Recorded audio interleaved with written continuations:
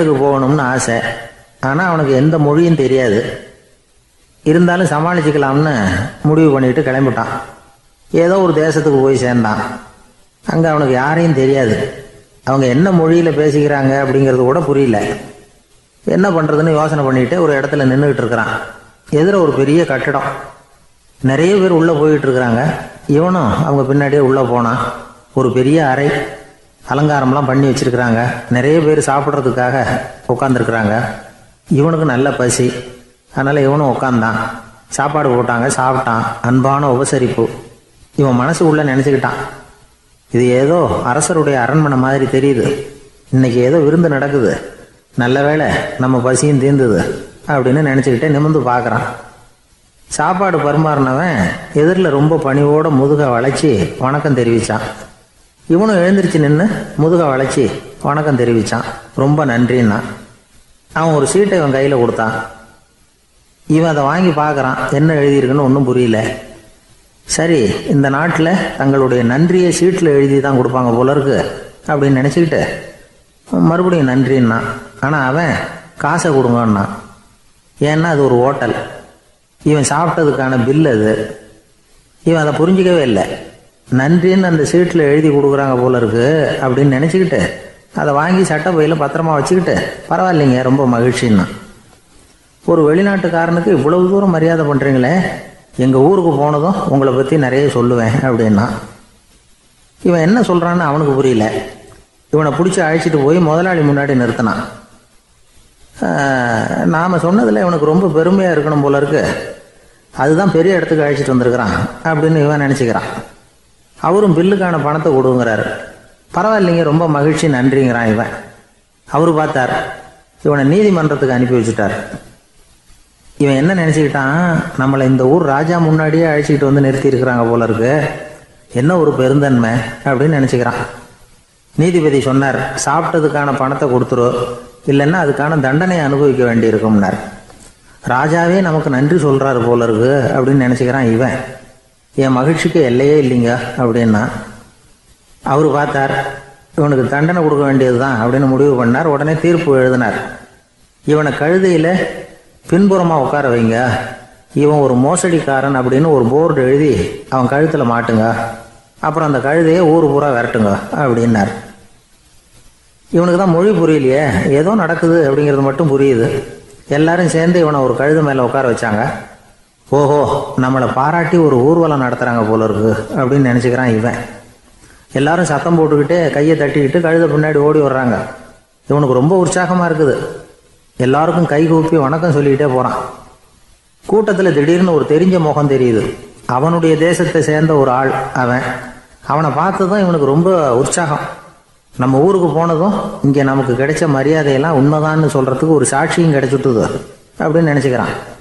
அவனை பார்த்து கத்தனான், நல்லா பார்த்துக்க, இந்த ஊர் மக்கள் எனக்கு எப்படிப்பட்ட வரவேற்பு கொடுக்குறாங்கங்கிறத நல்லா கவனிச்சுக்கோ அப்படிங்கிறான். அவனுக்கு அவமானமாக போட்டுது. தலையை குனிஞ்சுக்கிட்டே நழுவி போயிட்டான். இவன் பார்த்தான், அவன் தலை தெரியல. ஆகா, அவனுக்கு நம்ம மேலே பொறாமை போல இருக்கு, அதனால தான் காணாமல் போயிட்டான் அப்படின்னு நினச்சிக்கிறான். இப்படி ஒரு வேடிக்கை கதையை பெரியவங்க சொல்கிறது உண்டு. கதை வேடிக்கையாக இருந்தாலும் இதில் உள்ள கருத்து என்ன தெரியுமா? அந்த கழுதை மேலே உட்காந்துருக்கிறானே, அது மாதிரி தான் நாமளும் அகங்காரங்கிற கழுதை மேலே உட்காந்துக்கிட்டு இருக்கோமா. நாமளும் கிட்டத்தட்ட அதே மாதிரி பிரம்மையில் தான் இருக்கிறோமா. என்ன நடக்குதுங்கிறதே புரியறதில்ல. அகங்காரத்தில் பேசுகிறவனுக்கும் சித்த சுவாதீனம் இல்லாமல் பேசுகிறவனுக்கும் அதிக வித்தியாசம் இருக்கிறதில்ல. அது மாதிரி ஒருத்தன் தன்னுடைய வீட்டை சுற்றி சேற்றை வாரி இறைச்சிக்கிட்டு இருந்தானா. அந்த வழியாக வந்த ஒரு பெரியவர் அதை பார்த்துருக்கார். என்னப்பா பண்ணிகிட்டு இருக்கிற அப்படின்னு கேட்டாராம். கழுதைகளை விரட்டிக்கிட்டு இருக்கிறேன் அப்படின்னானா. இங்கே கழுதைகளே காணுமே அப்படின்னாரான் அவர். அதுதான் ஏற்கனவே விரட்டி விட்டனே அப்படின்னானா இவன்.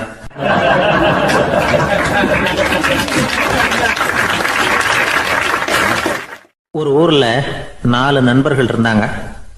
4 பேரும் சோம்பேறிகள். 4 பேருக்கும் எந்த வேலையும் செய்யறதுக்கு உடம்பு வளையறதில்லை.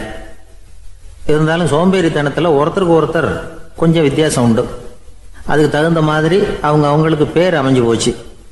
ஒருத்தன் கால் சோம்பேறி, இன்னொருத்தன் அரை சோம்பேறி, அடுத்தவன் முக்கால் சோம்பேறி, கடைசி ஆள் முழு சோம்பேறி. இவங்க 4 பேரும் நண்பர்கள்.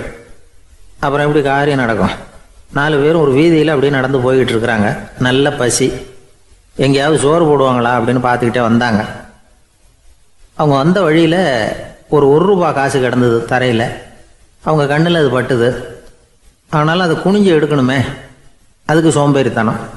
முழு சோம்பேறி பார்த்தான். பக்கத்தில் வந்துக்கிட்டு இருந்த முக்கால் சோம்பேறிக்கிட்ட சொன்னானா, டேய் அதை கொஞ்சம் குனிஞ்சு எடுறா அப்படின்னானா. அவன் என்ன பண்ணான் தெரியுமா? அதுக்கு அடுத்தபடியாக வந்த அரை சோம்பேறிக்கிட்ட சொன்னானா, டேய் நீ அதை கொஞ்சம் குனிஞ்சு எடுறா அப்படின்னானா. அவன் இவனை விட மோசம். அடுத்தவங்ககிட்ட சொல்லியிருக்கிறான். அவனும் குனியறதுக்கு தயாராக இல்லை. ஆக கூடி கடைசியில் யாருமே காசை எடுக்கலை. என்னத்துக்கு அனாவசியமாக உடம்ப வளைச்சிக்கணும் அப்படின்னு எல்லாரும் பேசாமல் வந்துட்டாங்க.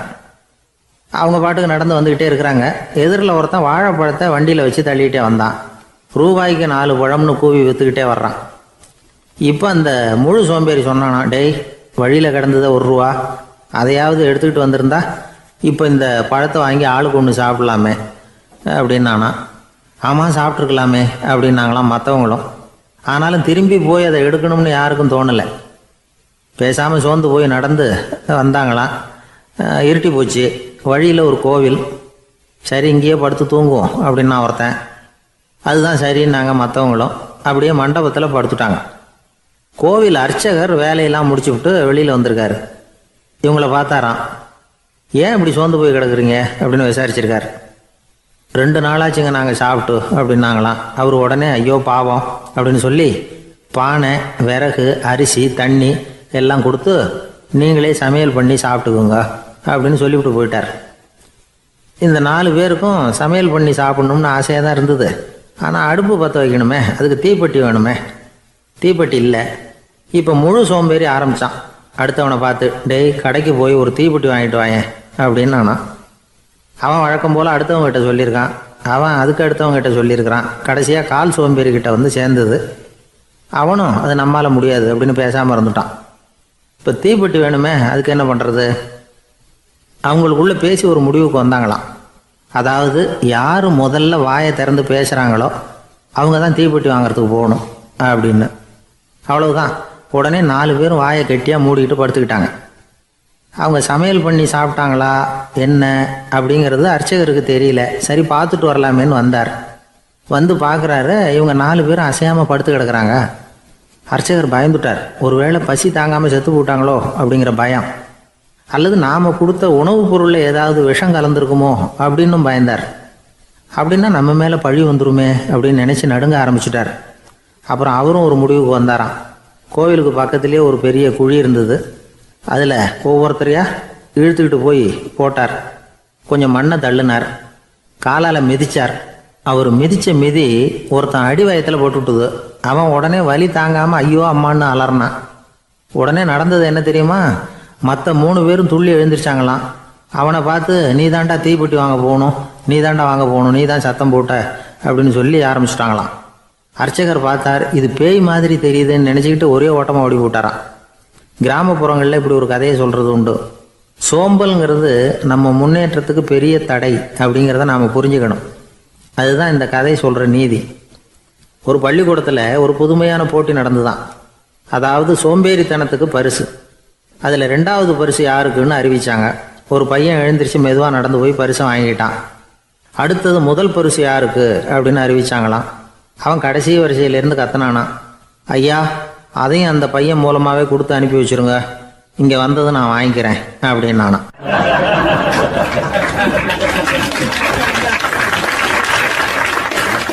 ஒரு ஊரில் ஒரு ராஜா இருந்தார். அவர் ஒரு நாள் காலையில் அரண்மனையில் மேல் மாடத்தில் வந்து நின்றுக்கிட்டு இருந்தார். அப்போ ஒரு ஆள் வீதியில் ரொம்ப வேகமாக ஓடிக்கிட்டு இருக்கான். அதை ராஜா கவனித்தார். அவன் மனசில் ஏதோ ஒரு தவிப்பு இருக்குங்கிறத புரிஞ்சுக்கிட்டார். உடனே அரண்மனை சேவகர்களை கூப்பிட்டார். அந்த ஆளை இங்கே அழைச்சிட்டு வாங்க அப்படின்னார். இவங்க ஓடி போய் அந்த ஆளை அழைச்சிட்டு வந்தாங்க. மன்னர் முன்னாடி நிறுத்தினாங்க. மன்னர் அவனை நிமிர்ந்து பார்த்தார். எதுக்காக இவ்வளோ வேகமாக ஓடிக்கிட்டு இருக்கிற அப்படின்னு கேட்டார். இதுக்கு அவன் சொன்னான், மன்னா நம்ம கோட்டையின் வடக்கு வாசல் இருக்கு இல்லையா, அது ஓரமாக ஒரு பெரிய பாறாங்கல் கிடக்கு. அதுக்கு அடியில் நான் ஒரே ஒரு வெள்ளி நாணயத்தை புதைச்சி வச்சுருக்கேன்.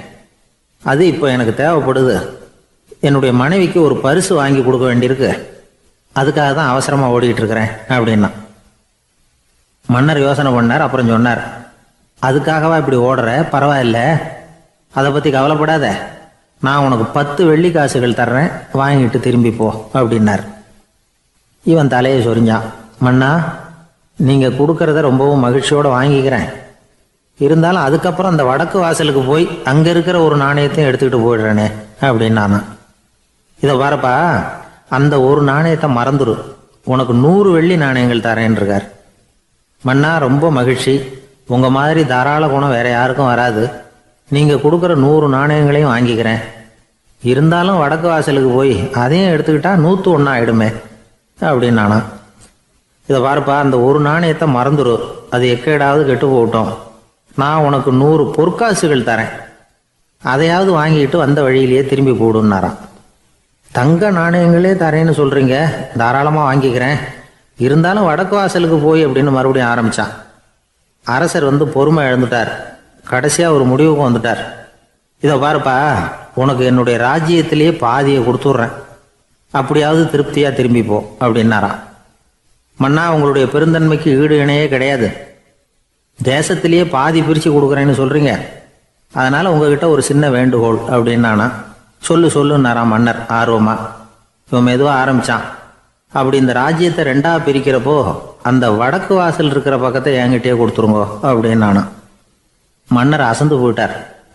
இந்த கதை எதுக்காகன்னு கேட்டால், மனம்ங்கிறது ஒரு குரங்குங்கிறத புரிஞ்சுக்கிறதுக்காகத்தான். உன்னை பிடிச்சிக்கிட்டா லேசில் விடாது. அப்படிப்பட்ட மனசை அறிவு தான் வழி நடத்தணும். அதில் தான் வாழ்க்கையின் வெற்றி அடங்கியிருக்குது. ஒரு சின்ன பையன் தெருவில் அழுதுகிட்டு இருந்தான். ஏன்பா அழுவுறேன்னு ஒரு பெரியவர் கேட்டார். 1 ரூபா காசை இங்கே தொலைச்சுட்டேன் அப்படின்னா. சரி, அதுக்காக அழாத, அதுக்கு பதிலாக 10 ரூபா தரேன், இந்தா வச்சுக்கோன்னு கொடுத்தாரு. அந்த 10 ரூபாயை வாங்கி சட்டப்பையில் போட்டுக்கிட்டு அதை விட அதிகமாக சத்தம் போட்டு அழ ஆரம்பிச்சுட்டான். மறுபடியும் ஏன்டா அழறேன்னு கேட்டார் பெரியவர். அந்த 1 ரூபாயும் கிடைச்சிட்டுதுன்னா இப்போ என்கிட்ட 11 ரூபா இருக்குமே, இப்போ 10 ரூபா தானே இருக்கு அப்படின்னு சொல்லிவிட்டு அழறான்.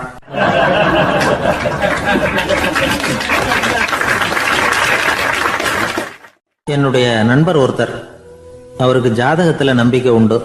அவரே ஜோசியம்லாம் பார்ப்பார். என்ன சார், இந்த காலத்தில் இதையெல்லாம் நம்பிக்கிட்டு இருக்கீங்களே அப்படின்னு கேட்டால், உங்களுக்கு ஒன்றும் தெரியாது சார். இந்த உலகத்தில் ஒவ்வொருத்தரும் அவங்கவங்க செய்கிற நல்லது கெட்டதுக்கு தகுந்த பலனை அனுபவிச்சே தீரணும்பார். அது மட்டும் இல்லை, ஒருத்தன் செத்துட்டா கூட அவன் செஞ்ச பாவ புண்ணியங்கள் கூடவே போய்கிட்டு இருக்கோம்பார். அது எப்படி கூட போவோம் அப்படின்னு குதர்க்கமாக கேட்டால், அதுக்கு அவர் ஒரு கதை சொன்னார். அது ரொம்ப சுவாரஸ்யமாக இருந்தது. அது என்ன கதைன்னா, ஒரு ஊரில் ஒருத்தர் இருந்தாராம். அவர் ஜோசியம் பார்க்குறதுல ரொம்ப கெட்டிக்காரரான். ஒருத்தருடைய தலைமுடியை மட்டும் அவர்கிட்ட காட்டினா போதும், அதை மட்டும் பார்த்துட்டு அவருடைய ஜாதகத்தையே அலசி விடுவாராம். அப்பேற்பட்ட திறமை. அந்த ஆள் ஒரு சமயம் கன்னியாகுமரி கடற்கரைக்கு போயிருந்திருக்கார். அங்கே கரை ஓரமாக ஒரு மண்டை ஓடு கிடந்திருக்கு. அதை எடுத்து பார்த்துருக்கார். அந்த மண்டை ஓட்டை வச்சுக்கிட்டே அதோட ஜாதகத்தை அலசியிருக்கார். இந்த மண்டை ஓட்டுக்கு உரிய ஆசாமி வாழ்க்கையில் ரொம்ப கஷ்டப்பட்டிருக்கணும், நிறைய கஷ்டத்தை அனுபவிச்சிருக்கணும். அது தாங்க முடியாமல் தான் கடலில் விழுந்து தற்கொலை பண்ணிகிட்டு இருக்கான் அப்படிங்கிறத அவர் கணிச்சுட்டார். இருந்தாலும் இந்த மண்டை ஓடு இன்னமும் அனுபவிக்க வேண்டியது பாக்கி இருக்கு அப்படிங்கிறத அவர் உணர்ந்தாராம். அது சரி, ஒருத்தன் உயிரோடு இருக்கிற வரைக்கும் நல்லது கெட்டதை அனுபவிக்க முடியும், செத்ததுக்கு அப்புறமும் பாக்கி இருக்குன்னா அதை எப்படி அனுபவிக்கிறது? இந்த மண்டை ஓட்டுக்கு இன்னும் கொஞ்சம் பாக்கி இருக்குங்கிறது அவருக்கு புரிஞ்சதே தவிர அதோட அர்த்தம் என்னங்கிறது சரியாக விளங்கலை. சரி, இதை இன்னும் கொஞ்சம் விவரமாக ஆராய்ச்சி பண்ணுவோம் அப்படின்னு நினச்சிக்கிட்டு அதை தன்னுடைய வீட்டுக்கே எடுத்துகிட்டு போயிட்டார். அந்த மண்டை ஓட்டை ஒரு பெட்டியில் வச்சு பூட்டினார். தன்னுடைய தனி அறையில் அதை பத்திரமா வச்சுக்கிட்டார். தினமும் ராத்திரி ஆனதும் தன்னுடைய மனைவியை பார்த்து, நீ போய் பூஜை அறையில் தனியாக படுத்துக்க அப்படின்னு சொல்லிவிட்டு தினம் ராத்திரி 12 மணிக்கு பெட்டியை திறந்து அவர் பார்ப்பார். மண்டை ஓடு அப்படியே இருந்தது தவிர இன்னும் கொஞ்சம் பாக்கி இருக்குங்கிறதுக்கு அர்த்தம் அவருக்கு விளங்கலை. அந்த மண்டை ஓட்டுக்கு இன்னும் என்ன பாக்கி இருக்க போகுது? எப்படியோ ஒரு 10 நாள் போச்சு. அந்த வீட்டம்மாவுக்கு சந்தேகம் வந்துட்டுது. நம்ம வீட்டுக்காரரு நம்மளை தனியாக ஏன் தூங்க சொல்கிறார் அப்படிங்கிற சந்தேகம். உடனே பக்கத்து வீட்டு அம்மா கிட்ட விஷயத்தை சொல்லியிருக்கிறாங்க. அந்த அம்மா உடனே, நீ கவலைப்படாத, நான் கண்டுபிடிச்சி சொல்கிறேன் அப்படின்னு சொல்லிவிட்டாங்களாம். அன்னைக்கு ராத்திரியே ஜன்னல் வழியாக எட்டி பார்த்துருக்குறாங்க. இந்த ஆள் மண்டை ஓட்டை கையில் வச்சுக்கிட்டு அது திருப்பி திருப்பி பார்த்துக்கிட்டு இருக்கிறான். அதை பார்த்துட்டாங்க. மறுநாள் காலையில் அவரோட மனைவியை பார்த்தாங்க. ஏம்மா, உன் வீட்டுக்காரருக்கு நீ முதல் மனைவியா ரெண்டாவது மனைவியா அப்படின்னு கேட்டாங்களாம். எனக்கு தெரிஞ்ச வரைக்கும் நான் ஒருத்தி தான் அவருடைய மனைவி அப்படின்னாங்களாம் அவங்க. அப்படி இல்லை, நீ அவருக்கு ரெண்டாவது மனைவி. முதல் மனைவியின் மண்டை ஓட்டை தான் அவர் தினமும் ராத்திரியில் எடுத்து பார்த்துக்கிட்டு இருக்கிறார் அப்படின்னாங்க அடுத்த வீட்டு அம்மா. அப்படியா விஷயம் அப்படின்னு சொல்லிவிட்டு கணவன் வீட்டில் இல்லாத நேரமாக பார்த்து அந்த மண்டை ஓட்டை எடுத்து கொண்டாந்து ஒரு உரல்ல போட்டு உலக்கையால் குத்தி நொறுக்க ஆரம்பிச்சிட்டாங்க. வெளியில் போயிருந்த அந்த ஆள் அப்போ தான் உள்ளே நுழைஞ்சார். மண்டை ஓடு உலக்கை கிட்ட குத்து வாங்கிக்கிட்டு இருக்கு. அது அனுபவிக்க வேண்டியது இன்னும் கொஞ்சம் பாக்கி இருக்குங்கிறதுக்கு அர்த்தம் எனக்கு இப்போ தான் புரிஞ்சுது அப்படின்னாராம் அவர். இந்த கதையிலேருந்து நாம் இன்னொரு நீதியையும் புரிஞ்சுக்கணும். அதாவது நம்ம வீட்டை பற்றி நமக்கு புரியாததெல்லாம் அடுத்த வீட்டுக்கு.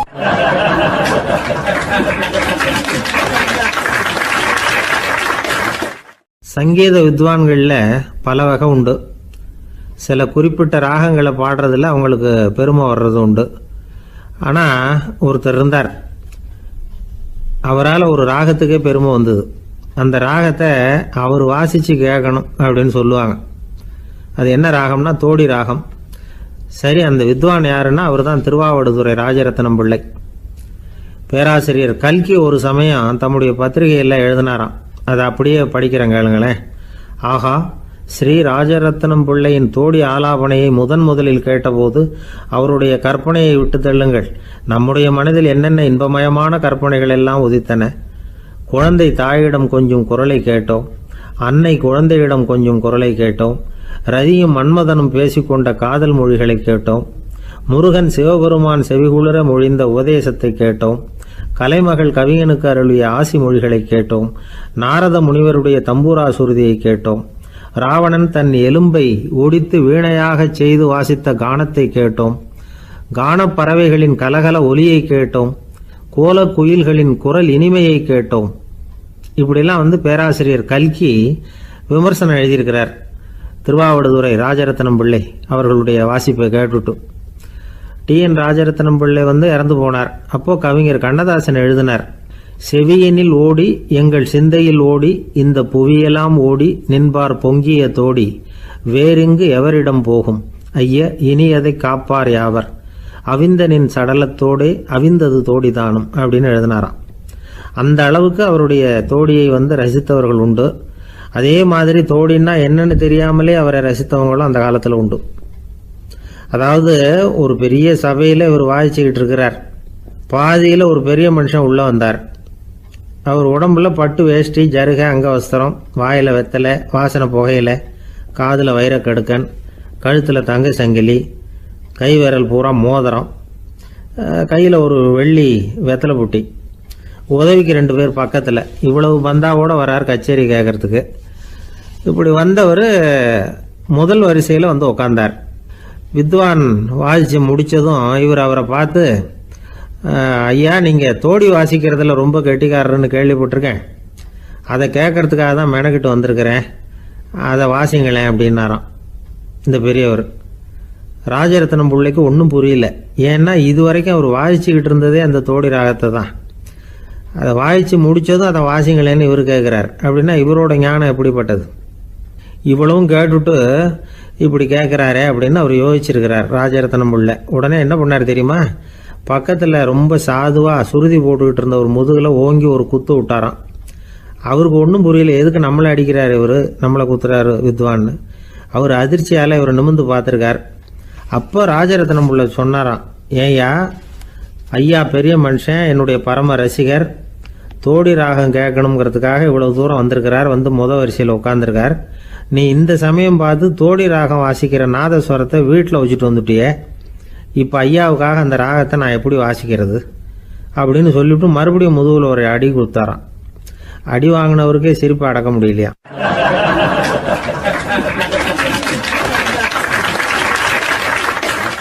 ஒரு ஊரில் ஒரு ஆள் இருந்தான். நிறைய பணம் சேர்த்தான். அவனுக்கு சம்பாதிக்க தெரியுமே தவிர செலவு பண்ண தெரியாது. மகா கஞ்சன். காசை கையில் எடுக்கவும் மாட்டான். எடுத்தால் செலவு செய்ய வேண்டியிருக்குமே. அதனால் இப்படியே அவன் காலத்தை ஓட்டி விட்டான். வயசாயிட்டுது. அவனுடைய மனைவி ஒரு நாள் கேட்டாங்க, இவ்வளவு நாளா நீங்கள் என்னை எங்கேயுமே அழைச்சிட்டு போனதில்லை, இப்போவாவது அழைச்சிட்டு போகக்கூடாதா அப்படின்னாங்க. எங்கே போகணும் சொல்லுன்னா. காசிக்கு போகணும், கங்கையில் குளிக்கணும்னாங்க. இவன் பார்த்தான், இதுக்கு ஏன் அவ்வளோ தூரம் செலவு பண்ணிட்டு போகணும், நம்ம ஊர் ஆற்றுலையே குளிக்கலாமே, இதுவும் புண்ணிய நதி தான், இங்கே குளித்தா அங்கே குளித்த பலன் கிடைச்சிரும் அப்படின்னா. சரின்னு 2 பேரும் ஆத்தங்கரைக்கு போனாங்க. அன்னைக்கு ஏதோ விசேஷம், நிறைய கூட்டம், நிறைய பேர் குளிச்சுக்கிட்டு இருக்கிறாங்க. கரையில் சில புரோகிதர்கள் நின்றுக்கிட்டு இருக்கிறாங்க. குளிக்கிறதுக்கு முந்தி அவங்கக்கிட்ட உட்காந்தா ஏதோ மந்திரம்லாம் சொல்லுவாங்க, கொஞ்சம் காசு கொடுக்க வேண்டியிருக்கும். அதனால் இவன் என்ன பண்ணான், ஆத்தங்கரையிலேயே கொஞ்சம் தூரம் போனான். ஊரை விட்டு தள்ளி வந்துட்டான், அங்கே யாருமே இல்லை. அப்பாடான்னு சந்தோஷப்பட்டான், குளிக்கலாம்னு புறப்பட்டான். இந்த நேரம் கடவுள் பார்த்தார், இந்த கஞ்சனுக்கு ஏதாவது புத்தி போகட்டணும் அப்படின்னு நினைச்சார். உடனே ஒரு புரோகிதர் மாதிரி உருவத்தை மாற்றிக்கிட்டு அந்த ஆள் முன்னாடி வந்து நின்னார். அவனுக்கு அதிர்ச்சி, இங்கே யாருமே இருக்க மாட்டாங்கன்னு நினச்சா இங்கேயுமே ஒரு ஆள் வந்துட்டாரு, என்ன பண்ணுறதுன்னு யோசனை பண்ணான். புரோகிதர் உருவத்தில் இருந்த கடவுள் சொன்னார், இதை பாருங்க, இன்னைக்கு விசேஷ நாள், நீராடுறதுக்கு முன்னாடி சுயகல்பம் பண்ணிக்கிறது ரொம்ப நல்லது அப்படின்னார். என்கிட்ட பணம் எதுவும் இல்லையேன்னா. பரவாயில்ல, அப்புறமா கொடுங்க, வாங்கிக்கிறேன். ஆனால் ஒன்று, எவ்வளவு கொடுப்பீங்கிறத மட்டும் இப்போவே சொல்லி கொடுங்க அப்படின்னார். இவன் ரொம்ப யோசனை பண்ணான். ஒரு 10 பைசா தரேன் அப்படின்னா. சரின்னு ஒத்துக்கிட்டு எல்லா கிரியைகளையும் அவர் செஞ்சார். அதுக்கப்புறம் கணவனும் மனைவியும் ஆற்றுல குளிச்சாங்க. அவர் போயிட்டார். கொஞ்ச நாள் கழித்து அவன் வீட்டுக்கு வந்தார் கடனை வசூல் பண்ணுறதுக்கு. வாசலில் நின்றுக்கிட்டு இருந்த அவன் மனைவி இவரை பார்த்ததும் தயங்க ஆரம்பித்தாங்க. அந்த அம்மா கிட்ட விஷயத்தை சொன்னார். அந்த அம்மா ஓடி போய் உள்ளே இருக்கிற தன்னுடைய கணவர்கிட்ட சொன்னாங்க. அவன் யோசனை பண்ணான், இப்போ வெளியில் போனால் அவனுக்கு 10 காசு கொடுக்க வேண்டியிருக்கும், அதனால் எனக்கு காய்ச்சல்னு அந்த ஆளுகிட்ட சொல்லிவிடு, இன்னொரு சந்தர்ப்பத்தில் என்னை வந்து பார்க்க சொல்லு அப்படின்னா. அந்த அம்மா போய் சொன்னாங்க. அப்படிங்களா, அப்படின்னா அவரை நான் உடனே போய் பார்க்கணுமே அப்படின்னு உள்ளே நுழைய ஆரம்பித்தார். அவங்க மறுபடியும் இருங்க தான் வரேன்னு சொல்லிவிட்டு உள்ள ஓடி விஷயத்தை சொன்னாங்க. இது ஏதுடா வம்பா போச்சு அப்படின்னு பார்த்தான். மனைவியை கிட்டத்தில் கூப்பிட்டான். இதோ பாரு, ஜன்னி கண்டு நான் இறந்து போயிட்டதா சொல்லிவிடு அப்படின்னா சொன்னாங்க. புரோகிதர் பார்த்தார். அப்படின்னா ஒரு வழியாக இருந்து அவருடைய இறுதி சடங்குகளையும் நானே முடிச்சுட்டு போயிடுறேன் அப்படின்னார். உள்ளே இருந்தவன் யோசனை பண்ணான், அந்த ஆள் என்னை விட மாட்டான் போல இருக்கு, அதனால் ஒரு சவப்பெட்டியில் என்னை வச்சு தூக்கிக்கிட்டு மயானத்துக்கு போங்க, பார்த்துக்கலாம் அப்படின்னா. புரோகிதரும் விடுற மாதிரி இல்லை, கூடவே நடந்து போயிட்டு இருக்கிறார். அங்கே இறக்கி சடங்குகளை முடிச்சுட்டு தீ வைக்கிற நேரம் பொட்டிக்குள்ளே இருந்த நம்ம ஆள் அலறி அடிச்சுட்டு வெளியில் ஓடி வந்தான். புரோகிதர் உருவத்தில் இருந்த கடவுள் சிரிச்சார், தன்னுடைய சுய உருவத்தை காட்டினார். அதுக்கப்புறம் அவனை கூப்பிட்டு, இதை பாருப்பா, ஏன் இப்படி அல்லாடுற, ஏதாவது வர வேணும்னா கேள் தரேன் அப்படின்னார். அவன் யோசனை பண்ணான். பகவானே, ஒரே ஒரு வரம் தான் உங்ககிட்ட கேட்கணும்னா. என்ன வேணும் கேளுன்னார். அந்த 10 பைசா தட்சணையை தள்ளுபடி பண்ணால் போதும் அப்படின்னா. கடவுளும் சரின்னு சொல்லிட்டு போயிட்டார். இப்படி ஒரு கதையை சுவாமி சிவானந்தர் சொல்லியிருக்கிறார். செல்வந்தர்கள் பல பேர் இப்படித்தான் இருக்கிறாங்க, தாங்களும் அனுபவிக்க மாட்டாங்க, அடுத்தவங்களுக்கும் கொடுக்க மாட்டாங்க. இது மாதிரியான கஞ்சர்களுக்கு இந்த உலகம் இல்லை, அந்த உலகம் இல்லைங்கிறார் அவர். இந்த கதையில் கடவுள் கடன் வசூலுக்கு வந்தது மாதிரி நம்ம ஊர் ஆள் ஒருத்தன் இன்னொருத்தர்கிட்ட 10 பைசா கடன் கொடுத்துட்டான். திருப்பி வாங்கறதுக்கு நடையா நடக்கிறான். கடைசியாக கேட்டான், நீ எப்போதான் கடனை திருப்பி தரப்போற, அதை முடிவாக சொல்லுன்னா. வர்ற வியாழக்கிழமை கண்டிப்பாக கொடுத்துருவேன் அப்படின்னானா அவன். அன்னைக்கு நான் ஊரில் இருக்க மாட்டேனே அப்படின்னானா இவன். அதனால் என்ன, நானும் தான் அன்னைக்கு ஊரில் இருக்க மாட்டேன் அப்படின்னானா.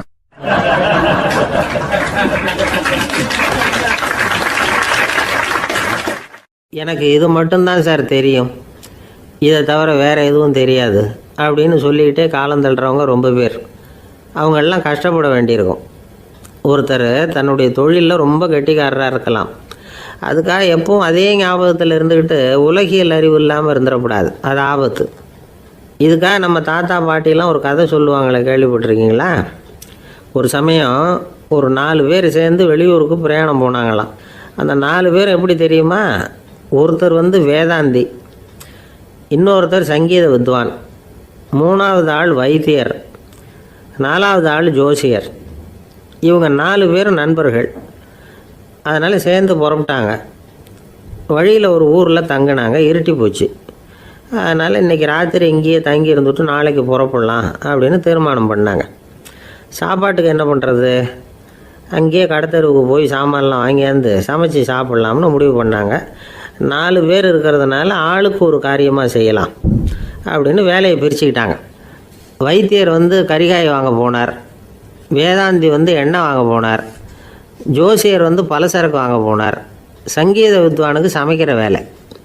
எல்லாம் சரி, ஆனால் நடந்தது என்ன தெரியுமா? கடைத்தெருவுக்கு காய்கறி வாங்க போனார்ல வைத்தியர், அங்கே போய் மார்க்கெட்டில் பார்த்தார். ஒவ்வொரு கறிகாயாக எடுத்து பார்த்தார். இது பித்தம், உடம்புக்கு ஒத்துக்காது, இது வாயு, உடம்பு ஒத்துக்காது அப்படின்னு ஒவ்வொன்றா தள்ளினார். கடைசியில் ஒன்றுமே தேரல, வெறுங்கையோடு திரும்பி வந்துக்கிட்டு இருக்கிறார். எண்ணெய் வாங்க போனார் வேதாந்தி, அவர் ஒரு தொன்னையில் எண்ணெயை வாங்கினார். பேசாமல் அதை எடுத்துகிட்டு வர வேண்டியது தானே, முடியல. அவருடைய வேதாந்த மூளை சிந்திக்க ஆரம்பிச்சுட்டுது. இந்த தொன்னைக்கு எண்ணெய் ஆதாரமா அல்லது எண்ணெய்க்கு தொன்னை ஆதாரமா அப்படிங்கிற ஆராய்ச்சியில் இறங்கினார். என்னாச்சு தெரியுமா? அப்படி கவுத்து பார்த்தார். வாங்கின எண்ணெய் பூராவையும் வழியில் கொட்டிவிட்டு வெறும் தொண்டையோடு வந்து சேர்ந்தார். பலசரக்கு வாங்க போனார் ஜோசியர், அவர் ஒரு வழியில் பார்த்தாரு. வழியில் வந்தவங்களெல்லாம் அங்கங்கே ஒரு மரத்தடியில் உட்கார வச்சு அவங்களுக்கெல்லாம் ஆர்வம் சொல்ல ஆரம்பிச்சிட்டார். அப்படி ஒவ்வொருத்தராக சொல்லி முடிச்சுட்டு கடத்தருக்கு போய் சேர்ந்தார். இவர் அங்கே போய் சேர்றதுக்குள்ளே ரொம்ப நேரம் ஆகிட்டுது. கடையெல்லாம் பூட்டி விட்டு போயிட்டாங்க. என்ன செய்கிறது? அவரும் வெறுங்கையோடு திரும்பி வந்து சேர்ந்தார். சரி, இவங்க கதை தான் இப்படி ஆச்சு. அங்கே சமைக்கிறதுக்காக உட்காந்துருந்தார் சங்கீத வித்வான், அவர் கதை என்னாச்சு தெரியுமா? அங்கே அவர் அடுப்பை பற்ற வச்சு ஒலையை கொதிக்க வச்சார். அதாவது ஒரு பானையில் தண்ணியை ஊற்றி அடுப்பில் வச்சார். அது கொதிக்க ஆரம்பிச்சிது. தண்ணி கொதிக்கிற சத்தம் இருக்குதுல்ல, அது இவருக்கு தாளம் போடுறது மாதிரி இருந்தது. ஒரே குஷி, பாட ஆரம்பிச்சிட்டார். பாடிக்கிட்டே உற்சாகமாக கையில் இருந்த கரண்டியால் அந்த பானையில் தட்டினார், தாளம் போடுறதா நினச்சிக்கிட்டு. அவ்வளவுதான், பானை பட்டுன்னு உடஞ்சி போச்சு. தலையில் கையை வச்சுக்கிட்டு அவரும் உட்காந்துட்டார். எந்த தொழில் தெரிஞ்சாலும் சரி, அதை புத்திசாலித்தனமாக பயன்படுத்த தெரியலன்னா ஆபத்து தான். அதுக்காக தான் இந்த கதை. ஒரு பஸ்ஸு டிரைவர் ரொம்ப கெட்டிக்காரர். பஸ்ஸை ரொம்ப திறமையாக ஆபத்து இல்லாமல் ஓட்டினதுக்காக பரிசுலாம் வாங்கினவர். அவரே ஒரு படகு ஓட்டுறதுக்காக அழைச்சிட்டு போயிருக்கிறாங்க, மோட்டார் படகு. அதையும் ரொம்ப திறமையாக தான் ஓட்டிகிட்டு போயிருக்கிறாரு. நடுக்கடலில் போனதும் படகு நின்று போச்சு. மோட்டாரில் ஏதோ கோளாறு. என்ன செய்யலாம் அப்படின்னு அந்த டிரைவரை கேட்டிருக்கிறாங்க படகுல இருந்தவங்கெல்லாம். அப்போ அவர் சொன்னாராம், கவலைப்படாதீங்க, ஒன்றும் பிரச்சனை இல்லை, எல்லோரும் கொஞ்சம் கீழே இறங்கி பின்னாடி தள்ளுங்க, மோட்டார் ஸ்டார்ட் ஆகிடும் அப்படின்னாராம்.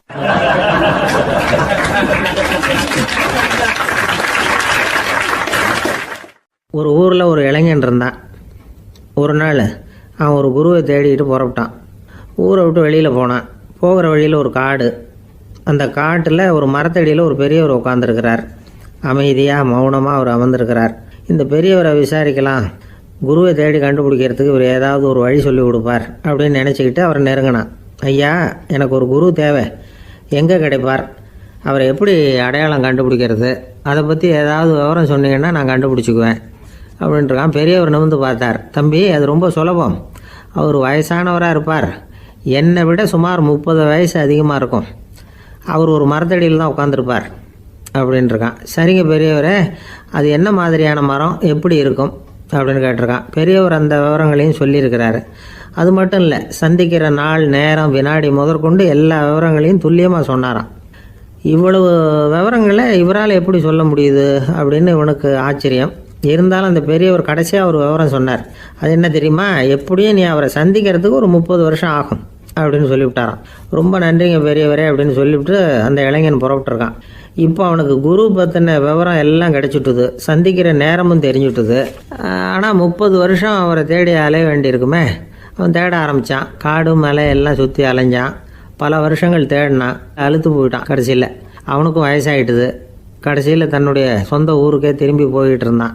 அங்கே ஒரு மரத்தடியில் அவன் தேடிக்கிட்டு இருந்த குருநாதர் கிடைச்சார். யார் அவருன்னா, 30 வருஷத்துக்கு முன்னாடி வழி சொல்லி கொடுத்தாருல அதே பெரியவர். அவருக்கு இப்போ 30 வயசு அதிகமாக இருந்தது. அதே மரம். அன்னைக்கு பெரியவர் சொன்ன அடையாளம் இப்போ பொருத்தமாக இருந்தது. இப்போ அந்த பெரியவர் சொன்னார், சரியாக வந்து சேர்ந்துட்டேன், வா, உனக்காக தான் நான் இவ்வளவு காலமும் காத்துக்கிட்டு இருந்தேன் அப்படின்னாரான். என்ன சொல்கிறீங்கன்றிருக்கான்.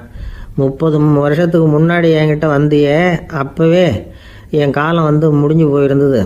அப்போவே என்ன உனக்கு அடையாளம் தெரியல, அதனால் இவ்வளவு காலம் உனக்காக காத்துட்ருக்கும்படி ஆகிட்டுது அப்படின்னாராம். ஐயா, அப்போவே நீங்கள் சொல்லியிருக்கலாமே, இதுதான் 30 வருஷம் கழித்து நீ சந்திக்க போகிற இடம், நான் தான் உன்னுடைய குரு அப்படின்னு சொல்லியிருக்கலாமே அப்படின்ட்டுருக்கான். அந்த பெரியவர் சிரிச்சுக்கிட்டே அதுக்கு பதில் சொன்னாராம், நான் எவ்வளவோ விவரமாக தான் சொன்னேன், நீ சரியாக புரிஞ்சிக்கல. காரணம், அப்போ நீ போதுமான அளவுக்கு பக்குவம் பெற்றிருக்கவில்லை. அதனால் புரியும் சக்தி இல்லாமல் போயிட்டுதப்போ 30 ஆண்டு காலம் நீ அலைஞ்சி தெரிஞ்சிருக்கிற. அது காரணமாக இப்போ உனக்கு அந்த பக்குவம் வந்துட்டுது. அதனால தான் அடையாளம் காண முடிஞ்சது, நானே உன்னுடைய குரு அப்படின்னாராம். இதுலேருந்து என்ன தெரியுதுன்னா, ஆன்மீகத்தில் மாணவனாக சேர்றதுக்கு கூட ஒரு பக்குவத்தன்மை தேவைப்படுது. ஒரு பெரிய ஞானி, அவர்கிட்ட சீடனாக இருக்க ஒருத்தன் வந்தான், எதிரில் நின்னான். ஞானி அவனை வெகு நேரம் உற்று பார்த்தார். அப்புறம் சொன்னார், சீடனாக இருக்கிறது ரொம்ப சிரமம்னார். நான் தயாராக இருக்கிறேன்னா. அது இன்னமும் சிரமமாச்சே, இங்கே குருவாக இருக்கிறது மட்டுமே சுலபம் அப்படின்னாராம். அப்படின்னா நான் குருவாகவே ஆயிடுறேன் அப்படின்னானா. இது போலவே இந்த காலத்தில் கதை ஒன்று உண்டு. ஒரு பள்ளிக்கூடத்தில் வகுப்பு ஆசிரியர் மாணவனை திட்டிக்கிட்டு இருந்தார். டேய், நீ 100க்கு 10 மார்க்கு தான் வாங்கிக்கிட்டு இருக்க. இவ்வளவு மோசமாக நீ படித்தா கடைசியில் மாடு மேய்க்கிறது கூட லாய்க்கு இல்லாதவனா ஆகிடுவேன். அதுக்கப்புறம் என்ன செய்ய போகிறேன் அப்படின்னாராம். பையன் தலையை சொரிஞ்சிக்கிட்டே சொன்னானா, சார் அப்படின்னா ஒன்று செய்கிறேன் அப்படின்னானா. இவர் கேட்டிருக்கார், என்ன செய்ய போகிறேன்னு. வேற என்ன சார், உங்களை மாதிரி ஒரு ஆசிரியர் ஆகிடுறேன் அப்படின்னானா.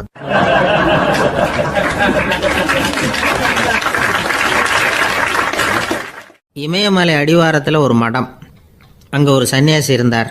அவர்கிட்ட ஒருத்தர் வந்தார். சுவாமி, ஆசையை உதற நினைக்கிறேன், முடியல, ஒட்டிக்கிட்டே வருது அப்படின்னாராம்.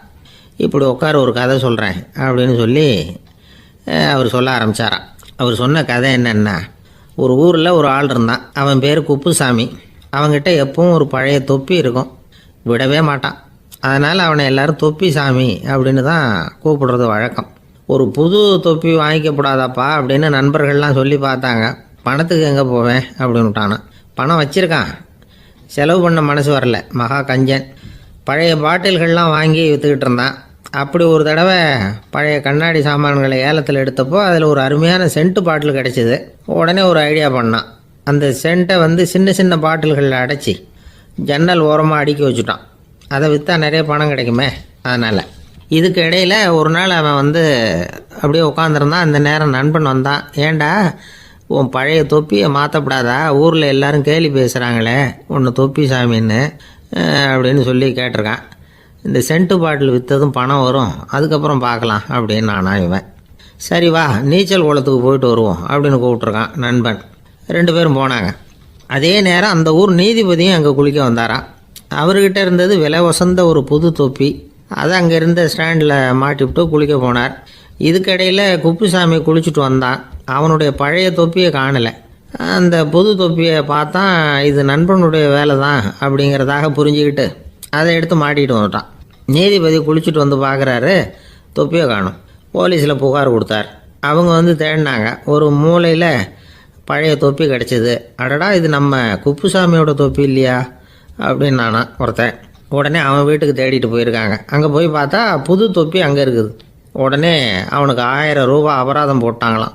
அவன் பணத்தை கட்டிவிட்டு ரொம்ப எரிச்சலோடு வீட்டுக்கு வந்தான். பழைய தொப்பி கண்ணில் பட்டது. மறுபடியும், உன்னால் தானே எனக்கு 1000 ரூபா நஷ்டம் அப்படின்னு சொல்லி அதை எடுத்துக்கிட்டு அப்படி போயிருக்கான். அந்த ஊர் குளத்தில் வீசி எறிஞ்சிட்டு வந்துட்டான். அது மீன் பிடிக்கிற ஒருத்தன் கையில் சிக்கிச்சு. அவன் வர்ற வழியில் அதை எடுத்து வேகமாக வீசி எறிஞ்சான். அது நேராக குப்புசாமி வீட்டு ஜன்னல் வழியாக உள்ளே இந்த சென்ட்டு பாட்டில்கள் மேலே விழுந்து எல்லாம் உடஞ்சி நொறுங்கி போச்சு. குப்புசாமி பார்த்தான். தோட்டத்தில் ஆழமாக ஒரு குழியை வெட்டினான். அந்த தொப்பியை போட்டான், மூடிவிட்டான். இதை அடுத்த வீட்டுக்காரன் பார்த்தான். ஏதோ புதையல் தான் வச்சுருக்கான் போல இருக்குன்னு நினச்சான். போலீஸில் போய் புகார் கொடுத்துட்டான். மறுபடியும் போலீஸ் குழியை தோண்டினாங்க. பழைய தொப்பி மறுபடியும் வெளியில் வந்தது. எல்லோரும் சிரிக்கிறாங்க. அன்னைக்கு ராத்திரியே அந்த தொப்பியை எடுத்துக்கிட்டு நேராக புறப்பட்டான். ஒரு கல்லில் அதை சேர்த்து கட்டி குடிநீர் தொட்டி இருக்கும்ல, அதில் போட்டுட்டு வந்துட்டான். இனிமேல் என்ன பண்ணும் பார்ப்போன்னு. ஒரு நாள் திடீர்னு குழாயெல்லாம் அடைப்பட்டு போச்சு. மாநகராட்சி அலுவலர்கள் என்னன்னு பார்த்தா அந்த பழைய தொப்பி குழாயை அடைச்சிக்கிட்டு இருக்குது. இது குப்புசாமியோட தொப்பிங்கிறது தான் எல்லாருக்கும் தெரியுமே. உடனே குடிநீரை பாழாக்கணத்துக்காக குப்புசாமிக்கு கோர்ட்டு 2500 ரூபா அபராதம் போட்டுவிட்டுது. அதையும் கட்டிவிட்டு வெளில வந்தான். கடைசியாக முடிவு பண்ணான். ஒரு நெருப்பு குச்சியை கிழிச்சான். தொப்பியை கொளுத்தினான். எரிஞ்சுது. எடுத்து வெளில எரிஞ்சான். கொஞ்ச நேரத்தில் தீ அணைப்பு படம் வந்துட்டுது. ஆமாம், இவன் எடுத்து எரிஞ்சது வெளியில் விழுந்து வீட்டுக்கு ஊரையே பற்றிக்கிட்டு எரிய ஆரம்பிச்சுட்டுது. அவனோட பணத்தாசையும் அதோடு சேர்ந்து எரிஞ்சு போச்சான். இப்படி ஒரு கதை. இந்த கதையை சொல்லி முடித்தார் அந்த இமயமலை அடிவாரத்தில் இருந்த சன்னியாசி. இப்போ அந்த குப்புசாமி எங்கே இருக்கிறான்னு கேட்டார் எதிரில் இருந்தவர். இதோ உன் எதிரிலே இருக்கிறான், நான் தான் அந்த குப்புசாமி அப்படின்னாரான் அந்த சன்னியாசி. அந்த குப்புசாமி கிட்ட இருந்தது மாதிரி ஒரு பழைய தொப்பி நம்ம ஒவ்வொருத்தர்கிட்டையும் உண்டு. அதை எப்படி தொலைக்கிறதுன்னு தெரியாமல் தடுமாறிக்கிட்டு இருக்கிறோம். அது என்ன தொப்பிங்கிறீங்களா? அதுதான் நம்மை சூழ்ந்திருக்கிற மாயை அப்படிங்கிறார் சுவாமி சின்மயானந்தர். மெய்ஞானம் கிடைக்கிறப்போ மாயை எரிஞ்சு போகும் அப்படிங்கிறது அவருடைய கருத்து. நம்மால் ஒருத்தர் வேகமாக ஓடி வந்தார். காலில் மாட்டியிருந்த பழைய செருப்பு ரெண்டையும் ஆவேசமாக தூக்கி ஒரு கிணத்துல போட்டுட்டு வெறுங்காலோடு நடந்து வந்துக்கிட்டு இருக்கிறார். ஏன் அப்படி பண்ணீங்க அப்படின்னு கேட்டோம். அந்த செருப்புக்கு சொந்தக்காரன் பின்னாடி வந்துக்கிட்டு இருக்கிறான், அதனால் அப்படி பண்ணேன் அப்படிங்கிறார் இவர்.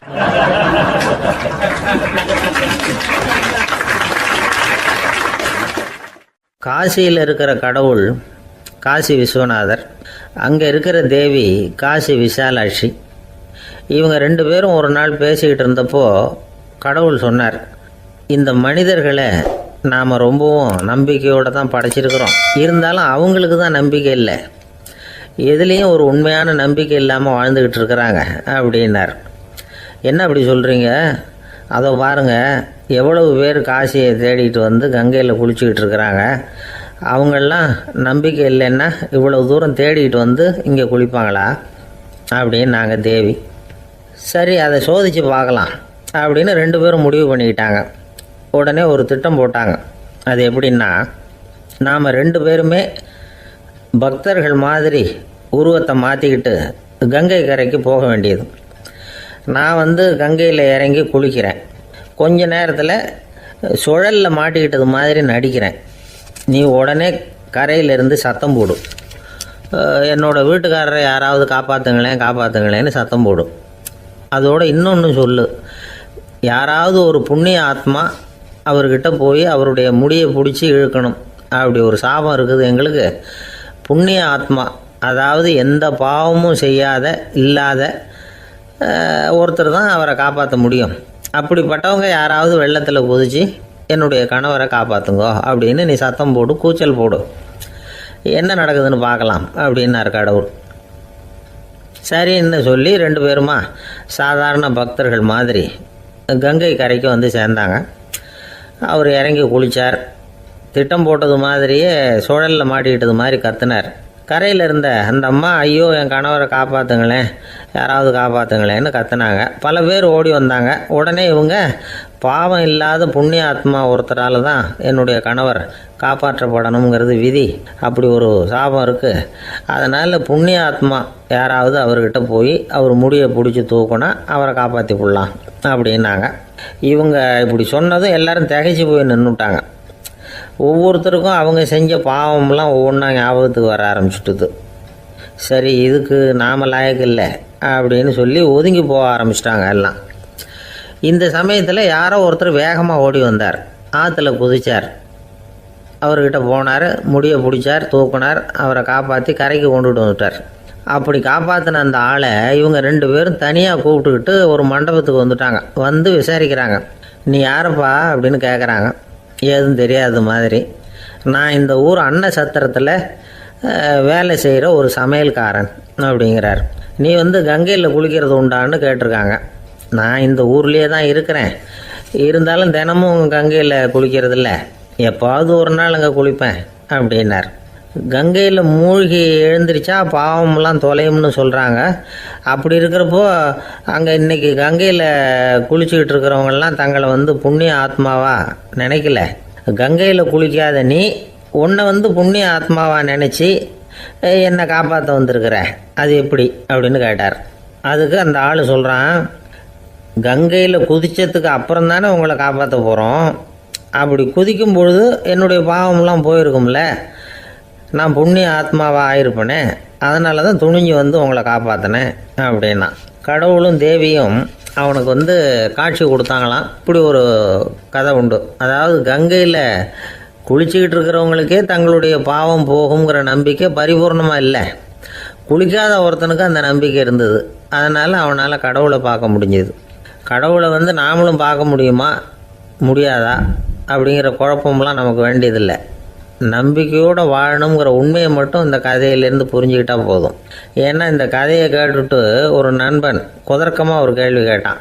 ஏன் சார், கங்கையில் குளித்தா பாவம் போயிடும்னு சொல்கிறீங்களே, நான் எனக்கு வேண்டாத ஒருத்தனை அழைச்சிட்டு போய் கங்கையிலேயே தள்ளி விட்டுட்டு அதுக்கப்புறம் அங்கேயே முழுக்க போட்டுட்டு நான் செஞ்ச பாவத்தை அதுலேயே கழுவி விட்டுட்டு மறுபடியும் உங்ககிட்ட வந்துடுறேன்னு வச்சுக்கோங்க, நீங்கள் என்னை புண்ணிய ஆத்மான்னு ஏற்றுக்குவீங்களா அப்படிங்கிறான். ஆள் கொஞ்சம் ஆசைந்தான் நம்மளே அங்கே அழைச்சிட்டு போனாலும் போயிடுவான்.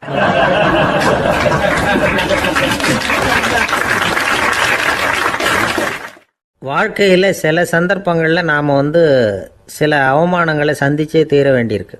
என்ன பண்ணுறது, காலம் அப்படி. அவமானப்படுறவங்க உடனே அடங்கி போய்டுறது தான் உலக வழக்கம். அவமானப்பட்டால் உடனே சீறி எழறவங்களும் உண்டு. ஆனால் அதையே ஒரு சவாலாக எடுத்துக்கிட்டு முன்னுக்கு வர்றவங்களும் சில பேர் இருக்கிறாங்க. அவங்க ரொம்ப அபூர்வம்.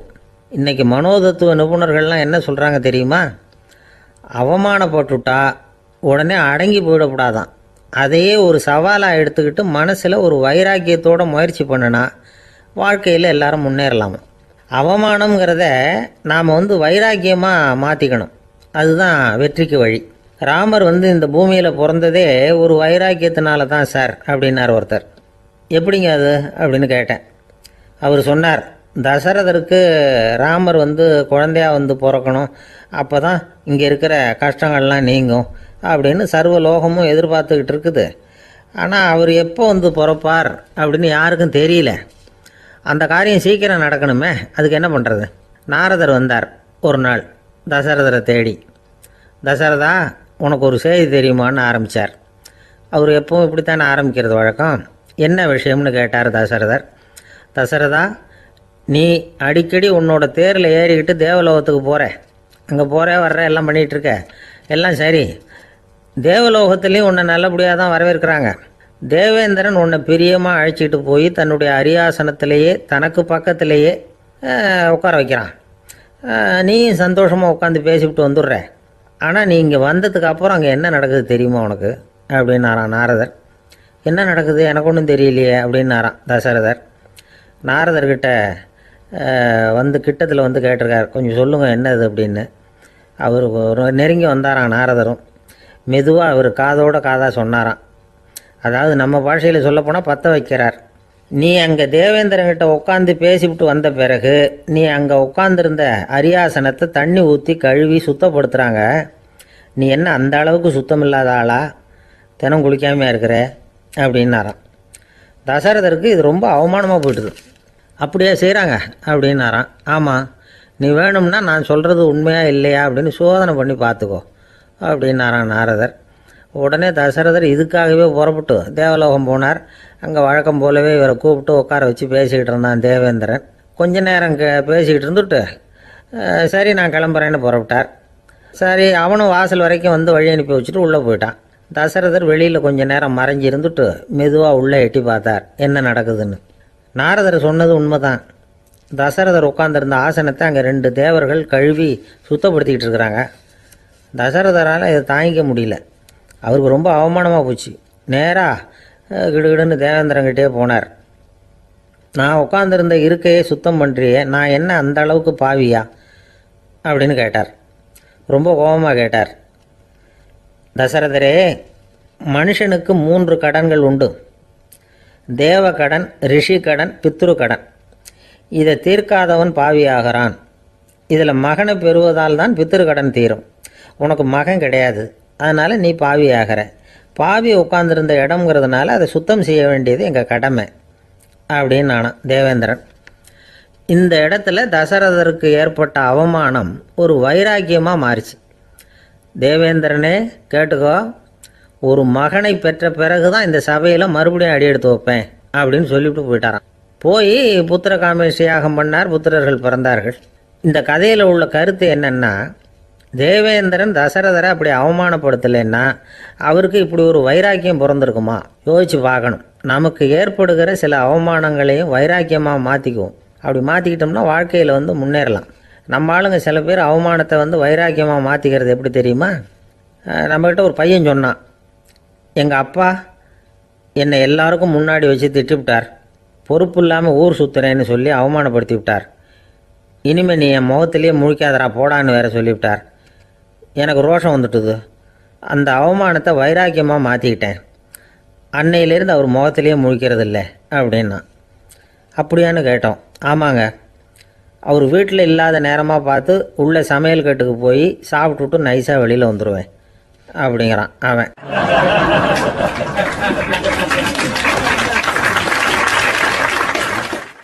ஜவஹர்லால் நேரு பிரதமராக இருந்த சமயம் அவர் ஒரு தடவை சென்னைக்கு வந்திருக்கிறார். இங்கே சில முக்கிய நிகழ்ச்சிகளில் கலந்துக்கிறதுக்காக வந்திருந்தார். ஆளுநர் மாளிகையில் ஒரு நாள் ராத்திரி தங்கி மறுநாள் புதுடெல்லி புறப்படுறதாக ஏற்பாடு. நிகழ்ச்சியிலெல்லாம் முடிச்சுக்கிட்டு ஆளுநர் மாளிகையில் தங்கியிருக்கிறார். அன்றைக்கு இரவு படிக்கிறதுக்கு ஒரு முக்கியமான புத்தகம் அவருக்கு தேவைப்பட்டது. அந்த சமயத்தில் உலக அளவில் ஒரு முக்கியமான பொருளாதாரம் சம்பந்தமான ஒரு புத்தகம் வெளியாகி இருக்கிற விஷயம் அவருக்கு தெரியும். அந்த புத்தகம் மெட்ராஸுக்கு வந்திருக்குமா, அது இங்கே கிடைக்குமா அப்படின்னு விசாரிச்சிருக்கிறார் நேருஜி. அவர் இப்படி கேட்ட உடனே அங்கே இருந்தவங்கெல்லாம் ரொம்ப பரபரப்பாக செயல்பட ஆரம்பிச்சுட்டாங்க. முக்கியமான இடங்கள்ல எல்லாம் விசாரிச்சிருக்கிறாங்க அந்த புத்தகம் உங்ககிட்ட இருக்கான்னு. சென்னையில் உள்ள கன்னிமாரா நூல் நிலையத்துக்கு எப்படியும் அந்த புத்தகம் வந்திருக்கணும் அப்படின்னு ஒரு நம்பிக்கை. அங்கே விசாரித்தாங்க. அந்த புத்தகம் 2 நாளைக்கு முன்னாடி தான் அங்கே வந்திருக்குது அப்படிங்கிற விஷயம் தெரிஞ்சுது. உடனே எல்லாரும் அங்கே ஓடினாங்க. அவங்களுக்கு இன்னொரு சந்தேகம். புத்தகம் வந்திருக்கு சரி, அது இந்த சமயத்தில் வேறு யாரும் படிக்கிறதுக்கு எடுத்துகிட்டு போயிருக்கக்கூடாதே அப்படிங்கிற சந்தேகம் இருந்தாலும் மனசுக்குள்ளே ஒரு தைரியம். இப்படி ஒரு புத்தகம் வெளிவந்திருக்கிற விஷயமே நேருஜி சொல்லி தான் நமக்கே தெரியும். அதுவும் இல்லாமல் உலக பொருளாதாரம் சம்பந்தமான ஏதோ ஒரு புத்தகம் அது. அதை போய் இந்த நேரத்தில் அவ்வளவு ஆர்வமாக யார் எடுத்துகிட்டு போயிட போகிறாங்க அப்படிங்கிற தைரியம். இந்த தைரியத்தோடு அந்த நூல் நிலையத்துக்கு ஓடினாங்க. புத்தகத்தை தேடினா அது கிடைக்கல. யாரோ எடுத்துகிட்டு போயிருக்கிறாங்க. நேருவுக்கு மட்டுமே தெரிஞ்சிருந்த அந்த புத்தகம் பற்றின விஷயம் சென்னையில் வேற ஒருத்தருக்கும் தெரிஞ்சிருக்குது. உடனே எல்லாரும் பரபரப்பாக அதுக்குன்னு இருக்கிற ரிஜிஸ்டர் இருக்குல்ல, பதிவேடு, அதை புரட்டி பார்க்குறாங்க யார் எடுத்துகிட்டு போகிறாங்கன்னு தெரிஞ்சுக்கிறதுக்காக. எடுத்துகிட்டு போனவங்க அதில் கையெழுத்து போட்டிருப்பாங்கல்ல, அதை பார்த்து யாருன்னு தெரிஞ்சுக்கலாம் அப்படிங்கிறதுக்காக தான் அதை புரட்டுறாங்க. அதோ அந்த புத்தகத்தோட பேர் பக்கத்தில் அதை எடுத்துக்கிட்டு போனவங்க கையெழுத்து உத்து பார்க்குறாங்க எல்லாரும். அதில் போட்டிருக்குது பேர் CN அண்ணாதுரை அப்படின்னு எழுதியிருந்தது. அவர் தான் பேரறிஞர் அண்ணா. நேரு படிக்க விரும்பின ஒரு புத்தகத்தை அதே நேரம் படிக்க விரும்பின இன்னொரு தலைவர் இவர். படிக்கிறதுல அவருக்கு இருந்த ஆர்வத்தை நாம் தெரிஞ்சுக்கணும்னா அதுக்கு எவ்வளவோ சம்பவங்கள் இருக்குது. கடைசி காலத்தில் அவர் அடையாறு மருத்துவமனையில் படுத்திருக்கிறார். அவருக்கு ஒரு முக்கியமான அறுவை சிகிச்சை செய்ய வேண்டியிருக்குது அவசரமாக. அமெரிக்காவிலேருந்து டாக்டர் மில்லர் வந்திருக்கிறார். அவர்கிட்ட கேட்குறார், டாக்டர் நாளைக்கே அறுவை சிகிச்சை செய்ய போகிறீங்களா அப்படின்னு. ஆமாங்கிறார் டாக்டர் மில்லர். நாளைக்கு மறுநாள் செஞ்சுக்கிறேனே அப்படின்னாரான் அண்ணா. ஏன் ஏதாவது நாள் பார்க்குறீங்களான்னு கேட்டிருக்கார். இல்லை, ஒரு புத்தகத்தை படிச்சுக்கிட்டு இருக்கிறேன், அதை நாளைக்குள்ளே முடிச்சிருவேன், அதுக்கப்புறம் நான் இறந்தாலும் கவலை இல்லை அப்படின்னாரான் இவர். அவர் தான் அறிஞர் அண்ணா. சங்ககால நூல்கள்லேருந்து சமீபத்தில் வந்த நூல்கள் வரைக்கும் எல்லாம் அவர் படிச்சிருக்கிறார். ஒரு திருமண விழாவில் அவர் பேசும்பொழுது சொன்ன விஷயம் இது. சங்க காலத்தில் காதலியை மணக்க விரும்புகிறவனுக்கு அவனுடைய தந்தை வீர சோதனைகள்லாம் வைப்பார். போய் புலிப்பல் கொண்டுக்கிட்டு வா, அப்போ தான் என் பொண்ணை கொடுப்பேன் அப்படின்னு சொல்லுவார். காதலன் உடனே காட்டுக்கு போவான், ஒரு புலியை கொன்று அதனுடைய பல்லை கொண்டுக்கிட்டு வருவான். அதை வீர பதக்கத்தில் பதிச்சு அவனுக்கு மாமனார் சூட்டுவார் கல்யாண சமயத்தில். இப்போலாம் காதலன் கிட்ட அப்படி சொல்ல முடியாது. இப்போலாம் காதலன் கிட்ட காட்டுக்கு போய் புலிப்பல் கொண்டுக்கிட்டு வான்னு யாராவது சொன்னால் புலி தான் மாப்பிள்ளையாக வந்து சேரும் அப்படின்னார்.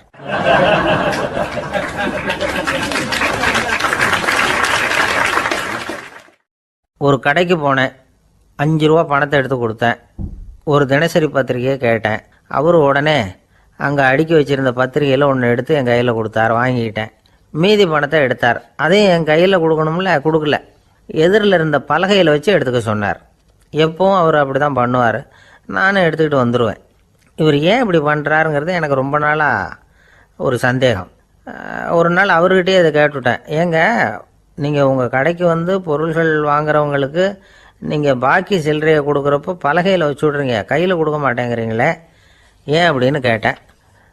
காசை கையில் கொடுத்தா நம்மக்கிட்ட இருக்கிற லட்சுமி போயிடுவா சார் அப்படின்னார். அதாவது பணம் செலவாயிடும் அப்படின்னு அர்த்தமா. இன்னொரு நண்பர் அவர் ஒரு நாள் வழக்கத்துக்கு மாறாக ரொம்ப சோகமாக உட்காந்துருக்கிறார். ஏங்க என்னாச்சு, ஏன் இப்படி கப்பலே கவிழ்ந்தது மாதிரி உட்காந்துருக்குறீங்க அப்படின்னு கேட்டேன். கப்பலே கவிழ்ந்திருந்தா கூட நான் இப்படி கவலைப்பட மாட்டேன் சார், வேற ஒன்று நடந்து போச்சுன்னார். என்னன்னு கேட்டேன். என் உச்சந்தலையில் பல்லி ஒன்று விழுந்துட்டுதுன்னார். அதுக்காகவா இப்படி அப்படின்னு ஆச்சரியப்பட்டேன். ஆமாங்க, பல்லி உச்சந்தலையில் விழுந்தால் பலன் என்னன்னு பஞ்சாங்கத்தில் பார்த்தேன், மரணம்னு போட்டிருக்கு அப்படின்னு சொல்லிவிட்டு அவர் தொடர்ந்து கவலைப்பட ஆரம்பிச்சிட்டார். இப்படியும் ஒருத்தர், என் கூட வேலை பார்க்குற ஒருத்தர் எப்படி தெரியுமா, தினமும் வலது காலை வச்சு தான் ஆஃபீஸுக்கு உள்ளே நுழைவார். என்னைக்காவது தவறுதலாக இடது காலை வச்சு உள்ளே வந்துட்டார்னா அன்னைக்கு பூரா மனசு சங்கடப்படுவார், எந்த வேலையும் சரியாக ஓடாது. கேரம் போர்டு ஆடுற ஒருத்தர் எப்போ ஆட உட்காந்தாலும் ஸ்ட்ரைக்கரை கை தவறி கீழே விழுற மாதிரி பண்ணி அதுக்கப்புறம் அதை எடுத்துக்கிட்டு ஆட உட்காருவார். ஏன்னா எப்போவும் ஒரு தடவை நிஜமாகவே அது கை தவறி கீழே விழுந்திருக்குது, அன்னைக்கு பிரமாதமாக ஜெயிச்சுட்டார். உடனே ஒரு முடிவுக்கு வந்துட்டார், கை தவறுனா லாபம் அப்படின்னு. அதுக்கப்புறம் அதையே பழக்கமாக்கிக்கிட்டார். பூனை குறுக்க போனால் சகனம் சரியில்லைன்னு நினைக்கிறவங்க உண்டு. ஆனால் ஒருத்தர் எப்படி தெரியுமா, அவர் வெளியில் கிளம்புற சமயம் பக்கத்து வீட்டு ரேடியோவில் மியாவ் மியாவ் பூனைக்குட்டின்னு பாட்டு சத்தம் கேட்டால் கூட போதும், சகனம் சரியில்லைன்னு பிரயாணத்தை கேன்சல் பண்ணிவிடுவார். இப்போ இவ்வளவும் எதுக்கு சொல்கிறோம்னா, அளவுக்கு மீறின சகுன நம்பிக்கைகள் இருக்குது பாருங்கள், இதோட பயமும் சேர்ந்துக்கிட்டதுன்னு வச்சுக்கோங்க, இது ஒருத்தருடைய மனநிலையை பாதிச்சிடும். இது உளவியல் நிபுணர்கள் சொல்கிற கருத்து. வாழ்க்கையே தடுமாற வச்சிரும். பாதுகாப்பு இல்லாத உணர்வு, ஒரு விதமான டிப்ரெஷன் மனநிலை, இதெல்லாம் தான் இதுக்கு காரணமாக அமையலாம். சில பேர் காய்கறி நறுக்க கத்தியை கையில் எடுத்தால் கூட நேரம் சரியாக இருக்கா அப்படின்னு பார்த்துட்டு தான் வேலையை ஆரம்பிக்கிறது வழக்கம். அறிவு தான் மனசுக்கு வாத்தியாராக இருக்கணும், அப்போ தான் வாழ்க்கை நிம்மதியாக இருக்கும். அறிவு மனசு சொல்கிறபடியெல்லாம் கேட்க ஆரம்பிச்சுட்டுதுன்னா இடைஞ்சல் தான். ஒருத்தருக்கு 7ஆம் நம்பர் தான் ராசியான நம்பரான், 7ஆம் தேதி தான் எந்த காரியத்தையும் ஆரம்பிப்பாராம். 7 எழுத்து வர்றது மாதிரி பேரை மாற்றி வச்சுக்கிட்டார். 7 மணிக்கு தான் தினமும் எழுந்திருப்பார். 7ஆம் நம்பர் வீட்டில் தான் குடியிருக்கார். கல்யாணம் கூட 7ஆம் தேதி தான் பண்ணிக்கிட்டார். அவர் ஒரு நாள் குதிரை பந்தயத்துக்கு போனாராம். குதிரையோட பேரையெல்லாம் பார்த்தார். ஒரு குதிரையோட பேர் 7 எழுத்தில் அமைஞ்சிருந்தது. 7 தானே இவருக்கு அதிர்ஷ்ட நம்பர், அதனால் உடனே அது பேரில் பணத்தை கட்டினார். பந்தயம் நடந்தது. என்ன சார் ஆச்சுன்னு கேட்டாங்க.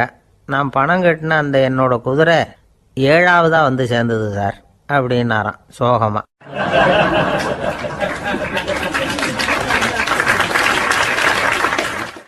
ஒரு விவசாயி விதைக்கிறதுக்காக வயல்வெளி பக்கம் போகிறார். விதைகளை அள்ளி வீசினார். அப்போ என்ன ஆச்சுன்னா, சில விதைகள் பாதை ஓரத்தில் விழுந்தது, சில விதைகள் முள் செடிகள் மண்டி இருந்த புதருக்கு இடையில் விழுந்தது, சில விதைகள் நல்ல நிலத்தில் விழுந்தது.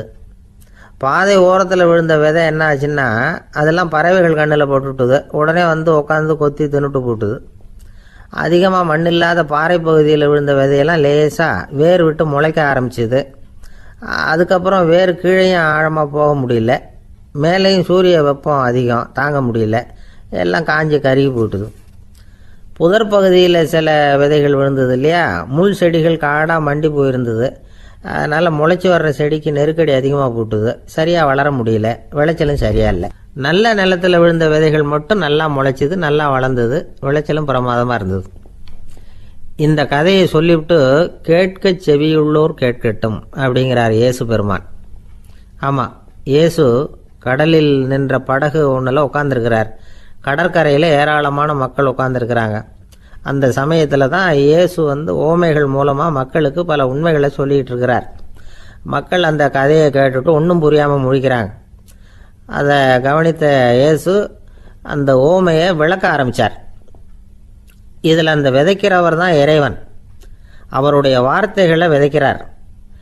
அந்த வார்த்தைகளை கேட்கிற மக்கள் அந்த விழுந்த விதைகள் மாதிரி 4 வகையானவர்கள். சில பேர் பாதை ஓரத்தில் விழுந்த விதைகள் மாதிரி, இறைவன் வார்த்தைகளை அவங்க கேட்குறாங்க, ஆனால் தீய எண்ணங்கள் செய்கைகள் மூலமாக விதைக்கப்பட்ட வார்த்தைகள் அழிஞ்சு போடுது.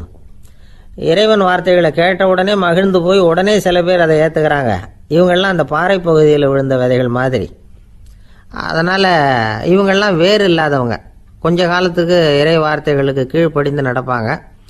அதனால் ஏதாவது இடைஞ்சல் ஏற்பட்டால் உடனே தடுமாறுவாங்க, தங்கள்கிட்ட இருக்கிற நல்ல பண்புகளை விட்டுட்டு பாவ வழிகளுக்கு போயிடுவாங்க. முள் செடிகளுக்கு இடையில விழுந்த விதைகள் மாதிரி உள்ளவங்க யாருன்னா இவங்களுக்கு உலக கவலை உண்டு, செல்வத்தின் மீது மயக்கம் உடையவர்கள். உலக ஆசைகள் இவங்களுக்குள்ளே பூந்துடுறதுனால அங்கே இருக்கிற நல்ல பண்புகள் மறைஞ்சு போயிடுது. அதனால் அவங்களும் உபயோகம் இல்லாதவங்களாக ஆயிடுறாங்க. நல்ல மனிதர்கள் நல்ல நிலத்தில் விழுந்த விதைகளுக்கு ஒப்பானவர்கள். இவங்க இறை வார்த்தையை கேட்குறாங்க, அதை ஏற்றுக்கிறாங்க, அவங்களும் நல்லபடியாக வாழுறாங்க, அடுத்தவங்களுக்கும் உபயோகமாக இருப்பாங்க. இதுதான் இயேசு சொன்ன விளக்கம். நல்ல வார்த்தைகளை கேளுங்கள், நல்ல வார்த்தைகளை ஏற்றுக்கொள்ளுங்கள், அடுத்தவங்களுக்கு உபயோகமாக இருங்க. இதுதான் பெரியவங்கள்லாம் நமக்கு சொல்லுகிற உபதேசம். ஒரு அப்பா தன்னுடைய மகனுக்கு உபதேசம் பண்ணார். இதை பாருப்பா, நல்ல வார்த்தைகளை கேட்கணும், எப்போதுமே மகன் அப்பா பேச்சை கேட்கறது நல்லது அப்படின்னாராம். நீ ஏதாவது ஒரு தப்பு பண்ணால் என் தலையில் ஒரு முடி நரைச்சி வெள்ளையாக போடும்பா, நீ செய்கிற ஒவ்வொரு தப்புக்கும் என் தலையில் ஒவ்வொரு முடி வெள்ளையாயிடும் அப்படின்னாராம். பையன் யோசிச்சான், அப்பா இப்போ தான் எனக்கு புரியுது, தாத்தாவோட தலைமுடி பூராவும் வெள்ளையாக இருக்கிறதுக்கு என்ன காரணம்ங்கிறது எனக்கு இப்போ தான் புரியுது அப்படின்னானா.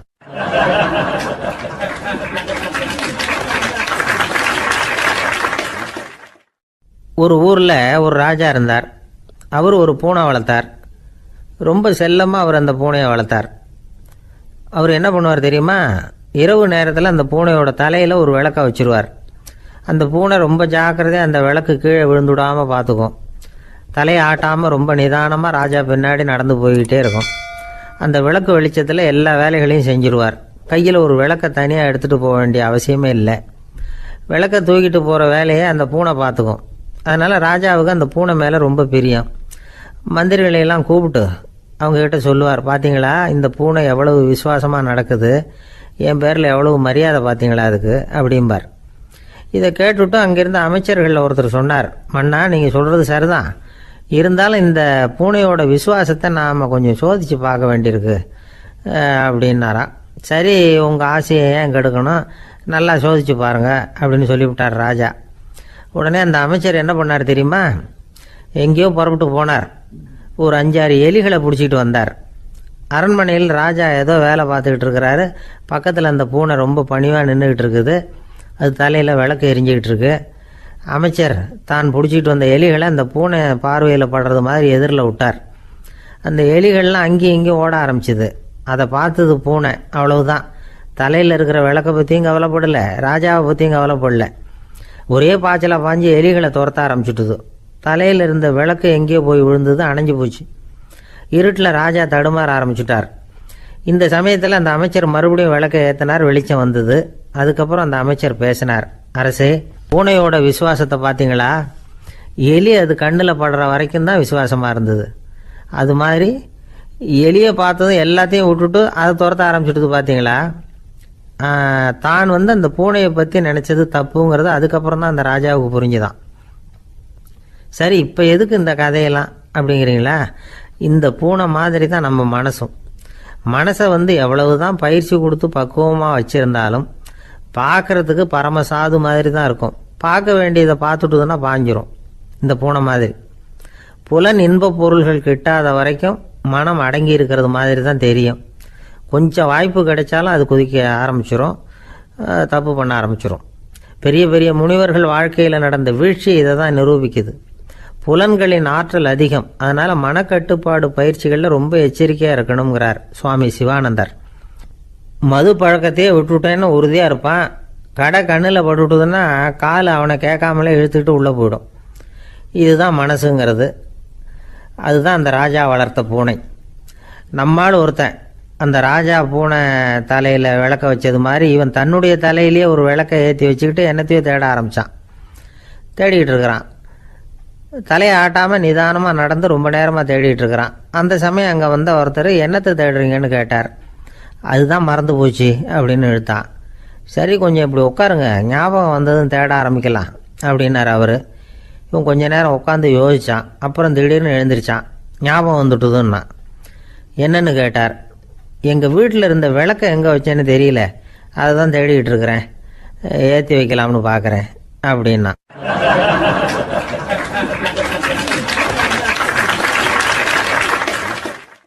ஒரு ராஜா இருந்தார். நாடு பூராவும் நிறைய மரங்களை நட்டு வளர்க்கணுங்கிறது அவரோட ஆசை. தானே அதுக்கு முன்மாதிரியாக இருக்கணும்னு நினைச்சார்.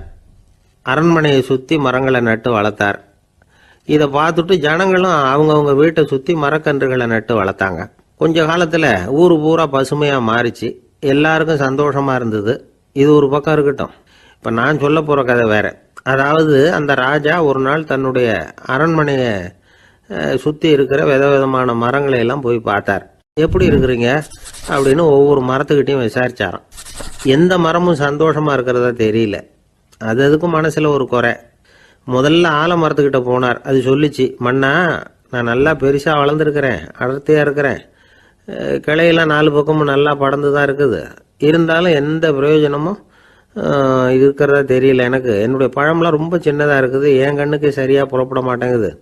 நான் இருக்கிற சைஸுக்கு என்னுடைய கிளையில் இருக்கிற பழம்லாம் எவ்வளவு பெருசாக இருக்கணும், அது இத்தினூண்டு இருக்கிறது எனக்கு பெரிய அவமானமாக இருக்குது. இப்படி இங்கே நின்றுக்கிட்டு இருக்கிறதே ரொம்ப கூச்சமாக இருக்குது. ஒரு நல்ல புயல் வந்ததுன்னா பேசாமல் சாஞ்சு விடலாமான்னு பார்க்குறேன் அப்படின்னு புலம்புது ஆலமரம். சரி இருக்கட்டும்னு நினச்சிக்கிட்டு ராஜா அடுத்தபடியாக ஒரு அத்தி மரத்துக்கிட்ட போனார். அதுவும் புலம்ப ஆரம்பிச்சுட்டுது. நான் கூட பெரிய மரம் தான், இல்லை இலையெல்லாம் அழகாக தான் இருக்குது, பழம் அழகாக இருக்குது, இருந்தாலும் உள்ள விஷயம் இல்லையே, அத்தி பழத்தை புட்டு பார்த்தா அத்தனையும் சொத்த அப்படின்னு பழமொழியே உண்டாயிட்டுதே, இப்படி ஒரு கெட்ட பேரோடு நான் இருக்கணுமா அப்படின்னு புலம்புது அது. சரி இது இருக்கட்டும் அப்படின்னு சொல்லி அடுத்தபடியாக வேப்ப மரத்துக்கிட்ட போனார். அது தன்னுடைய வேதனையை வெளியிட்டது. எனக்கு எவ்வளவோ மருத்துவ குணங்கள்லாம் இருக்கிறதா சொல்லிக்கிறாங்க, இருந்தாலும் என்ன பிரயோஜனம், என்னுடைய பழத்தை மனிதர்கள் யாரும் விரும்பி சாப்பிட்றது இல்லையே அப்படின்னுது. ராஜா அடுத்தாப்புல இருந்து ஒரு பனை மரத்துக்கிட்ட போனார். நான் நல்லா உயரமாக தான் வளர்ந்துருக்கிறேன், மற்ற மரங்கள்லாம் என்னை அண்ணாந்து தான் பார்க்கணும், இருந்தாலும் என்கிட்ட நிழலுக்காக யாரும் ஒதுங்கிறது இல்லையே அப்படின்னுது. என்ன இது எல்லா மரமும் இப்படி திருப்தி இல்லாமல் இருந்துகிட்டு இருக்குதே அப்படின்னு நினச்சிக்கிட்டே ராஜா அடுத்தபடியாக அங்கே இருந்த ஒரு பைன் மரத்துக்கிட்ட போனார். அழகாக உயரமாக பசுமையாக தான் இருந்தது, ஆனால் பழமோ பூவோ கிடையாது. அதை நினச்சி அது வருத்தப்பட்டுக்கிட்டு இருக்குது. ஓக் மரம் அது ஒன்று நின்றுட்டு இருந்தது. அது என்ன சொல்லிச்சுன்னா, இலையுதிர் காலத்தில் என் மேலே இருக்கிற எல்லா இலைகளும் உதிர்ந்து போடுது, முடி கொட்டின மனிதர்கள் மாதிரி மொட்டையாக நான் நிற்க வேண்டி இருக்குது, என்ன வாழ்க்கை இது அப்படின்னு சொல்லி அழுத்துக்கிட்டது. சரி புளிய மரம் என்ன சொல்லுது பார்ப்போம்னு அதுகிட்ட போனால், என்னுடைய நிழலில் யாருமே தங்க மாட்டாங்க, உடம்புக்கு சூடுன்னு ஒதுங்கி போயிடுவாங்க, அடிமரத்தை பார்த்தீங்கன்னா பட்டையெல்லாம் உறிஞ்சி பார்க்கறதுக்கே கேவலமாக இருப்பேன் அப்படின்னுது அது. முருங்கை மரம் என்ன சொல்லிச்சு தெரியுமா, என்னுடைய இலை காயெல்லாம் சாப்பிட்றவங்களுக்கு சத்து கொடுக்கறது வாசம்தான், ஆனால் என் உடம்புல சத்தே கிடையாது, கொஞ்சம் வேகமாக காற்று அடிச்சதுன்னா முறிஞ்சி விழுந்துடுறேன், என்ன வாழ்க்கை இது அப்படின்னு சொல்லி அது வருத்தப்பட்டது. ராஜா யோசனை பண்ணார், என்ன இது மரங்கள் பூமியின் வரங்கள்னு சொல்கிறோம், மழை பெய்யறதுக்கு அதுதான் காரணம், பூமி செழிப்பாக இருக்கிறதுக்கும் அதுதான் காரணம், வீடு கட்டுறதுக்கு மரம், நாற்காலி செய்ய உபயோகப்படுத்துறதுக்கும் அதுதான் உபயோகப்படுது, மனுஷனுக்கு வேண்டிய ஆகாரங்களையும் கொடுக்குது, இப்படிலாம் இருந்தும் எல்லா மரமும் நிம்மதி இல்லாமல் இருந்துகிட்டு இருக்குதே அப்படின்னு நினைச்சார். அப்போ அங்கே இருந்த ஒரு மகிழ மரம் அவர் கண்ணில் பட்டுது. அந்த மரம் மட்டும் கொஞ்சம் நிம்மதியாக மகிழ்ச்சியாக இருக்கிறது மாதிரி தெரிஞ்சுது. உடனே ராஜா அதுகிட்ட போனார். உனக்கு மனசில் எதுவும் குறை இல்லையான்னு கேட்டார். இல்லை நான் சந்தோஷமாக தான் இருக்கேன்னு அந்த மகிழ மரம். அப்படியான்னு ஆச்சரியமாக கேட்டார் ராஜா. ஆமாம் மன்னா, இந்த இடத்துல நீங்கள் ஒரு முருங்கை மரத்தையோ வேப்ப மரத்தையோ கூட நட்டிருக்கலாம், ஆனால் இந்த இடத்துல நடுறதுக்கு என்ன தேர்ந்தெடுத்துருக்குறீங்க, அதுவே எனக்கு பெருமை, அதுவே எனக்கு திருப்தி அப்படின்னு தான் மகிழ மரம். மகிழ மரம் சாதாரணமாக தான் இருக்கும், இளம் மஞ்சள் நிறத்தில் பூக்கள், அது காய்ந்தும் மனம் வீசும். மகிழ மரம் மாதிரி மன திருப்தியோடு வாழறதுக்கு நாம் கற்றுக்கணுமா. நாம் இந்த உலகத்தில் ஒரு நாயாவோ நரியாவோ கூட பிறந்திருக்கலாம், மனுஷனாக பிறந்திருக்கிறோம், அதுவே பெருமை தானே. இந்த நிறைவு தான் மகிழ்ச்சியின் ரகசியம். ஒரு பையன் அப்பா கிட்ட போய், அப்பா நீங்கள் இந்த உலகத்தில் ஒரு மனுஷனாக பிறந்தது என்னோட அதிர்ஷ்டம் நானா. ஏண்டா அப்படி சொல்கிறேன்னு இருக்கார் அப்பா. நீங்கள் ஒரு கரடியாக பிறந்திருந்தா இந்நேரம் நானும் ஒரு கரடி குட்டியாக தானே இருந்திருப்பேன் அப்படின்னு நானா பையன்.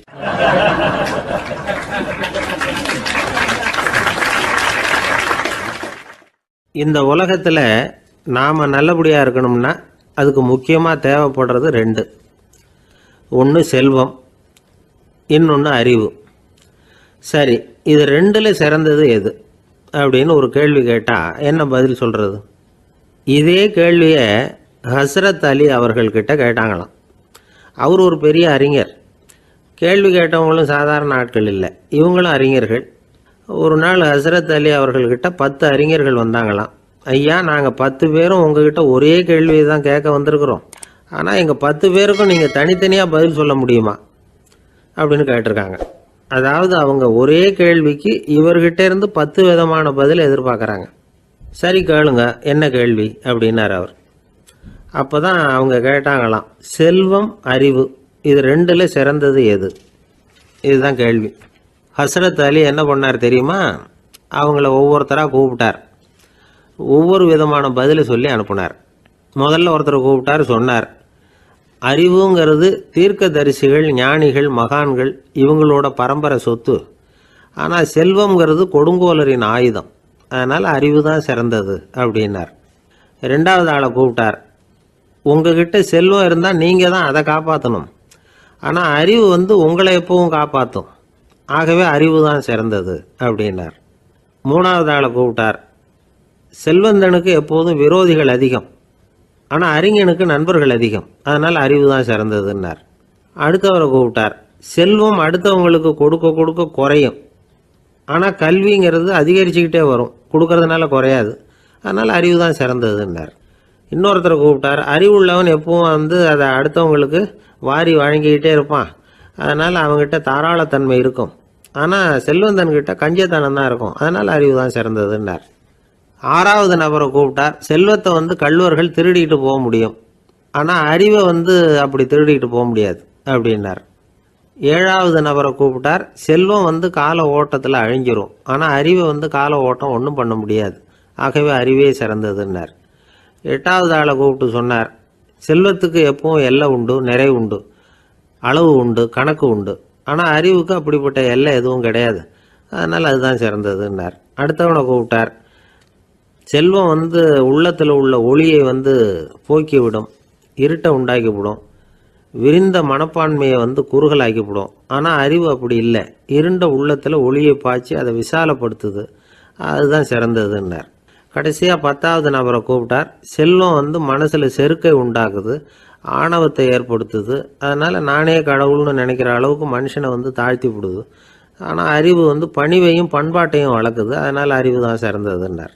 ஆக இப்படி 10 பேருக்கும் 10 விதமாக பதில் சொன்னது மூலமாக ஹஸ்ரத் அலி அவர்கள் அறிவு தான் செல்வத்தை விட சிறந்தது அப்படிங்கிறதுக்கு 10 காரணங்களை சுட்டி காட்டியிருக்கார்.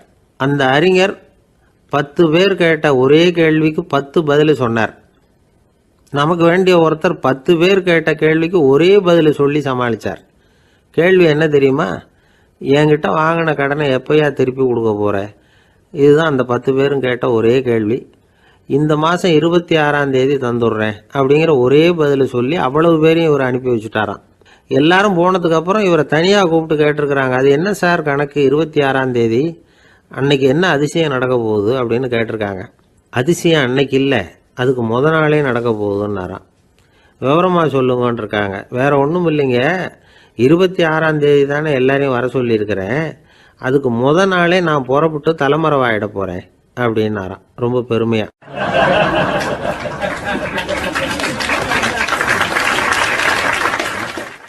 துருக்மேனியாவில் அஷ்காபாத் அப்படின்னு ஒரு நகரத்தில் ஒரு புவியியல் விஞ்ஞானி இருந்தார். அவர் ஒரு நாய்க்குட்டி வளர்த்தார். ஒரு நாள் முன்னிரவு நேரம் ஒரு மேஜைக்கு முன்னாடி உட்காந்து அந்த விஞ்ஞானி ஏதோ கணக்கு போட்டுக்கிட்டு இருக்கிறார். அவருக்கு ஒரு சின்ன பெண் குழந்தை, அது தொட்டிலில் தூங்கிட்டு இருக்குது.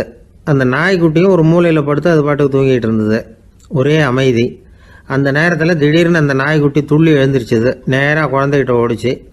அந்த குழந்தைய அது போட்டிருந்த ட்ரெஸ்ஸோடு சேர்த்து கவ்வி தூக்கிக்கிட்டு வாசல் பக்கம் ஓடிச்சு. நாய்க்குட்டி குழந்தைய கவ்வி தூக்க முடியுமாங்கிற சந்தேகம் உங்களுக்கு இல்லையா? நீங்கள் நம்ம ஊர் நாய்க்குட்டியவே பார்த்து பழக்கப்பட்டிருக்கீங்க, அதனால் நம்புறதுக்கு சிரமமாக இருக்கும். அந்த ஊர்ல எல்லாம் அது ரொம்ப ஸ்ட்ராங்காக இருக்கும், ஒரு ஏதோ கண்ணுக்குட்டி மாதிரி இருக்கும். விஞ்ஞானி அதை பார்த்துட்டார். உடனே அந்த நாய்க்கு வெறி பிடிச்சிட்டுதுன்னு முடிவு பண்ணிட்டு தன்னோட கை துப்பாக்கி எடுத்துக்கிட்டு ஓடி வந்தார். அவர் வெளியில் நாய்க்குட்டி எங்கே அப்படின்னு பார்த்து தேடுறார். அந்த நேரத்தில் அந்த வீடு இடிஞ்சு விழுது. காரணம் பூமி அதிர்ச்சி. இப்படி பூமி அதிர்ச்சி உண்டாக போகுதுங்கிறது அந்த நாய்க்குட்டிக்கு முன்னாடியே தெரிஞ்சு போச்சு. அதுதான் குழந்தைய தூக்கிட்டு வெளியில் ஓடி வந்திருக்குது. அது மூலமாக அந்த குடும்பத்தையே காப்பாற்றிருக்குது அந்த நாய்க்குட்டி.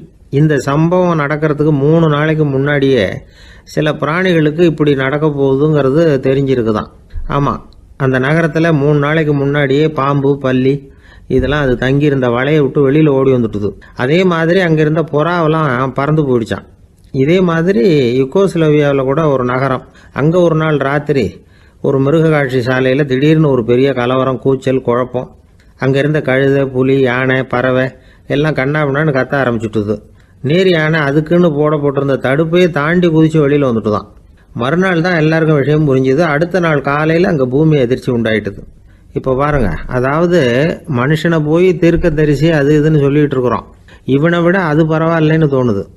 அதாவது மிருகங்கள் ஒன்று நடக்க போகுதுங்கிறத முன்னாடியே புரிஞ்சுக்குதே.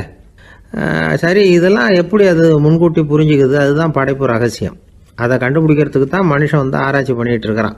விஞ்ஞானிகளோட ஆராய்ச்சியெல்லாம் ஒரு பக்கம் இருக்கட்டும், வீட்டுக்குள்ளேயே சில ஆராய்ச்சி பண்ணி பாருங்களேன். இப்போ சில யோசனை சொல்லி அதை சோதனை பண்ணி பாருங்க அப்படின்னு ஒருத்தர் சொன்னாராம். அதாவது இப்போ மழை வருமா வராதா அப்படின்னு தெரிஞ்சுக்கணுமா, உடனே ஒரு பூனைக்குட்டி பின்னாடியே மெதுவாக போய் அது என்ன செய்யுதுன்னு கவனித்து பார்க்கணும். பூனைக்குட்டி தன்னோட பாதத்தினால சுகத்தில் வந்து அப்படி கீறிக்கிட்டு இருக்கும். அப்படி கீறினா கண்டிப்பாக மழை வரும். சில சமயம் பூனைக்குட்டி அப்படியே மல்லாந்து படுத்துக்கிட்டு பாதத்தை உயர தூக்கும், அப்படியும் எப்படியும் புரளும். இப்படி செஞ்சதுன்னா அன்னைக்கும் மழை இருக்காது. அதனால் முன்னாடி இருந்தது மழை வர்றதுக்கு அறிகுறி, இது மழை இல்லைங்கிறதுக்கு அறிகுறி. பறவைகள், பிராணிகள் இதுகளோட நடவடிக்கைகளை பார்த்துட்டு அதையெல்லாம் அடிப்படையாக வச்சு தான் காலநிலையை கண்டுபிடிக்கிற கருவிகளை கண்டுபிடிச்சிருக்கிறாங்க. வாத்து இருக்குல்ல, சில சமயம் தன்னோட அழகை தன்னோட இறகுகளில் அப்படியே புதைச்சிக்கும். அப்படி செஞ்சால் குளிர்காலம் வரப்போகுதுன்னு அர்த்தம். பருவநிலை குளிராக மாறப்போகுதுங்கிறதுக்கு இதுதான் அறிகுறி. சிட்டுக்குருவி இருக்குதுல்ல, அதெல்லாம் புழுதியில் உழுந்து புரளும், சிறகுகளை வந்து படபடன்னு அடிச்சுக்கும். அப்படி செஞ்சால் மழை வரப்போகுதுன்னு அர்த்தம். ஒன்று மட்டும் நாம் நல்லா தெரிஞ்சுக்கணும், இயற்கையின் சீற்றம்னு சொல்கிறோம் இல்லையா, இயற்கை ஏன் நம்ம மேலே கோவப்படுது? இயற்கையை நாம் அனுசரித்து போகிறதில்ல, அதனால் கோவப்படுது. காடுகளை அழிக்கப்படாது, விலங்குகளை கொல்லக்கூடாது, இயற்கை ஏற்படுத்தி வச்சிருக்கிற சமநிலையை கெடுக்கக்கூடாது. அதை புரிஞ்சுக்கிட்டு வாழ்ந்தோம்னா பூமியும் நடுங்காது, நாமளும் நடுங்க வேண்டிய அவசியம் இருக்காது. ஒருத்தர் இருந்தார், சாராய கடைக்கு போனாராம், நிறைய சாப்பிட்டார். அப்புறம் சொன்னார், இது ரொம்ப அற்புதமான சரக்கு போல இருக்கு. உள்ளே போன உடனே இந்த பூமியே நடுங்கிறது மாதிரி இருக்கு எனக்கு அப்படின்னாராம். இதுக்கு கடைக்காரர் சொல்லியிருக்கார், நீங்கள் சாப்பிட்டது வெறும் பச்சை தண்ணி தாங்க, இப்போ ஏற்பட்டிருக்கிறது நிஜம் பூமி அதிர்ச்சி அப்படின்னாராம்.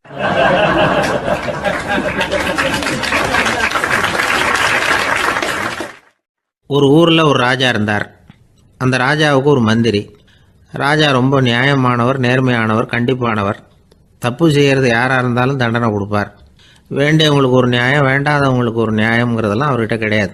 ஒரு சமயம் அரசவையில் அந்த அமைச்சரே வந்து விதிமுறைகளுக்கு புறம்பா ஏதோ நடந்துகிட்டு இருக்கார். மன்னருக்கு கோபம் வந்துட்டுது. உடனே அந்த அமைச்சரை கிட்டத்தில் கூப்பிட்டு அவர் கன்னத்தில் ஓங்கி ஒரு அறை கொடுத்துட்டாராம். உடனே அந்த அமைச்சர் என்ன பண்ணார் தெரியுமா, நேராக போனார், அங்கே நின்றுக்கிட்டு இருந்த இன்னொருத்தர் கன்னத்தில் ஓங்கி அரைஞ்சார். அறை வாங்கினவர் திகைச்சு போயிட்டார். இவர் ஏன் நம்மளை வந்து அரைகிறார் அப்படின்னு யோசனை பண்ணார். மன்னரும் திகைச்சு போயிட்டார். நாம இவரை அரைஞ்சா அதுக்காக இவர் போய் இன்னொருத்தரை அரையணுமா அப்படின்னு யோசனை பண்ணார். இவருக்கு என்ன பைத்தியமானு கூட நினைக்க ஆரம்பிச்சுட்டார். ஆனால் என்ன ஆச்சுன்னா, அப்புறம் அமைச்சர் அவர் கவனிச்சுக்கிட்டு இருந்தாரா, அவர் இன்னொருத்தரை அரைஞ்சார் இல்லையா, அந்த அறை வாங்கின ஆசாமியை பார்த்து கத்திக்கிட்டு இருந்தார். யார்? அமைச்சர். ஏன்பா என்கிட்ட அறையை வாங்கிக்கிட்டு இப்படி விவரம் இல்லாமல் நின்றுட்டு இருக்கிறிய, நான் உனக்கு கொடுத்ததை நீ வேற யாருக்கிட்டையாவது கொடுத்துரு அப்படின்னார். உடனே அந்த ஆள் பார்த்தான், தனக்கு அடுத்தபடியாக நின்றுக்கிட்டு இருந்தவனை ஓங்கி ஒரு அறை அரைஞ்சான். அவன் கன்னத்தை தடவிட்டே யோசனை பண்ணான். இது ஏதோ புரிஞ்சுக்கிட்ட மாதிரி அடுத்தாப்புல நின்றுக்கிட்டு இருந்தவனை அரைஞ்சான். இப்படி இந்த அறை வந்து மாறி மாறி போய்கிட்டே இருக்குது. ஊரு பூரா பிரயாணம் பண்ண ஆரம்பிச்சுட்டுது. அன்னைக்கு ராத்திரி அந்த ராஜா படுக்கிறதுக்காக போனார். அந்த நேரம் பார்த்து அவர் கன்னத்தில் பலார்னு ஒரு அறை விழுந்தது. நம்மளே அரையிறது யாரு அப்படின்னு அதிர்ச்சியோட மன்னர் திரும்பி பார்க்குறாரு. அரைஞ்சது அவரோட மனைவி. என்னாச்சு உனக்குன்னு கத்துனார் ராஜா. உங்களுக்கு தெரியாதா, ஊர் பூரா ஒருத்தர் மாற்றி ஒருத்தர் மூலமாக இந்த அறை வந்து பிரயாணம் பண்ணிட்டு வருது அப்படின்னாங்க அந்த அம்மா. அப்படின்னா ஆரம்பித்த இடத்துக்கே வந்துட்டுதா அப்படின்னாராம் மன்னர். என்ன சொல்கிறீங்கன்னு கேட்டிருக்காங்க. இவர் விவரத்தை சொன்னாராம். அப்படின்னா நீங்கள் ஆரம்பித்து வச்ச இந்த விளையாட்டை நான் முடிச்சு வச்சுட்டேன் அப்படின்னாங்களாம் அந்த அம்மா. மறுநாள் காலை மறுபடியும் அரசவை கூடிச்சு அந்த அமைச்சர் மன்னரை பார்த்து கேட்டார், என்ன மகாராஜா, என்கிட்ட கொடுத்ததை திருப்பி வாங்கிட்டீங்களா அப்படின்னாராம். இப்படி நடக்கும்னு நான் எதிர்பார்க்கவே இல்லைன்னார் மன்னர். ஆனால் நான் எதிர்பார்த்தேன். அது எங்கே போயிட போகுது, ஊர் பூரா சுற்றி கடைசியில் உங்ககிட்ட தான் வந்து சேரும் அப்படிங்கிறது எனக்கு தெரியும் அப்படின்னாராம் அமைச்சர். இந்த கதை வந்து வேடிக்கையாக இருந்தால் கூட இதில் உள்ள கருத்து முக்கியமானது. இந்த உலகத்தில் பல கருத்துக்கள் இப்படி தான் மாறி மாறி சுற்றி வந்துக்கிட்டே இருக்குது. நம்மளும் ஒருத்தன் தன்னுடைய நண்பன் ஒருத்தனை கடத்தெருவில் பார்த்தான். உடனே ஓடி போய் பலார்னு ஒரு அறை கொடுத்தானான். அவன் கண்ணத்தை தடவிட்டு ஏன்டா என்ன அரைஞ்சேன்னு கேட்டிருக்கான். நீ ஏன்டா என்ன முட்டாள்னு என் மனைவிட்ட போய் சொன்னேன் அப்படின்ட்டுருக்கான் அவன். உன்னை ஒரு முட்டாள்னு சொன்னதுக்காகவா நீ என்ன அரைஞ்ச அப்படின்னு கேட்டிருக்கான் இவன். டேய், நான் அதுக்காக அறையலப்பா, அது ஒரு பெரிய ரகசியம் நான் முட்டாளுங்கிறது. அந்த ரகசியத்தை நீ ஏன் எங்கள் வீட்டில் போய் சொன்னேன், அதுக்காக தான் அரைஞ்சேன் அப்படின்னு நானும் அவன்.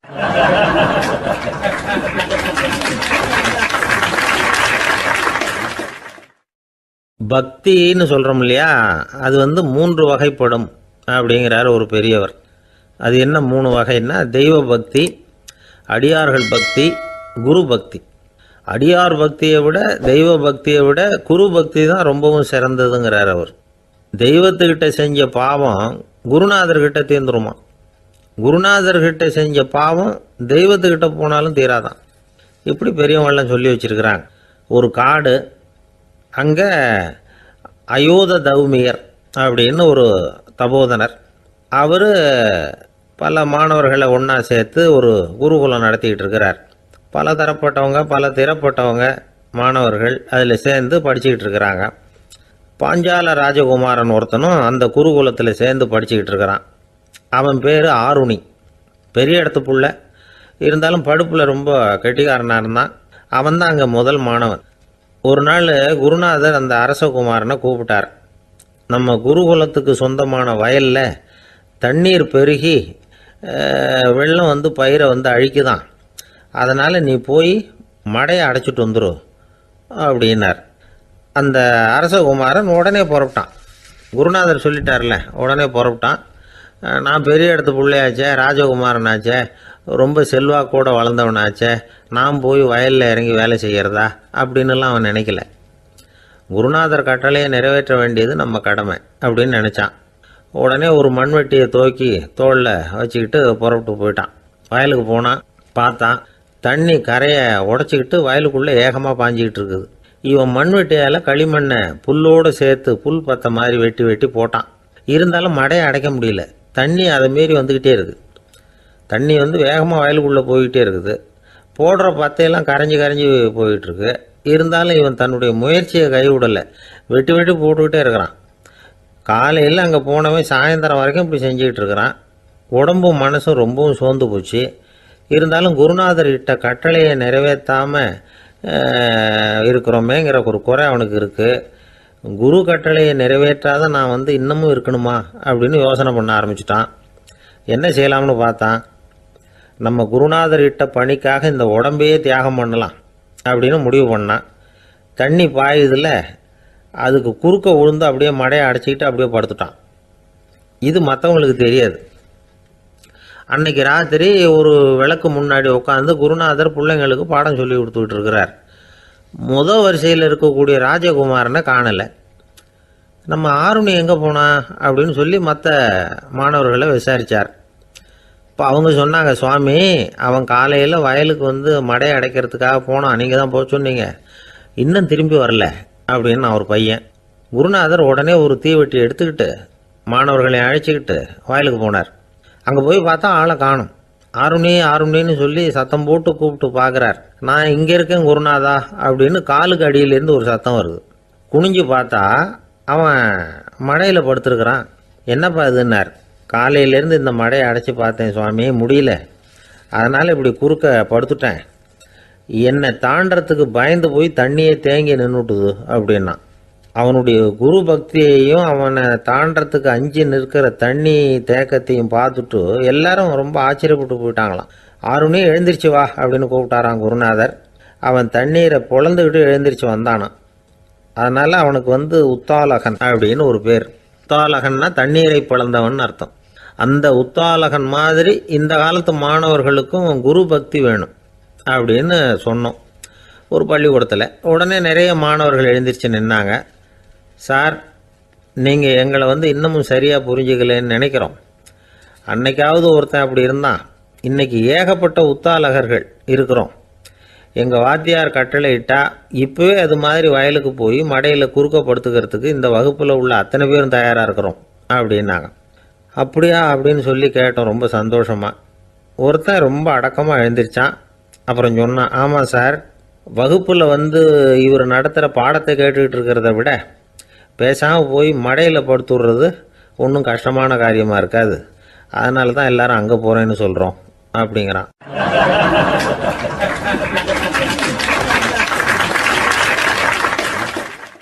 ஒரு இலக்கிய கூட்டம் ஏற்பாடு பண்ணியிருக்கிறோம், நீங்கள் அவசியம் அதில் பேசணும் அப்படின்னு கேட்டுக்கிட்டார் ஒருத்தர்.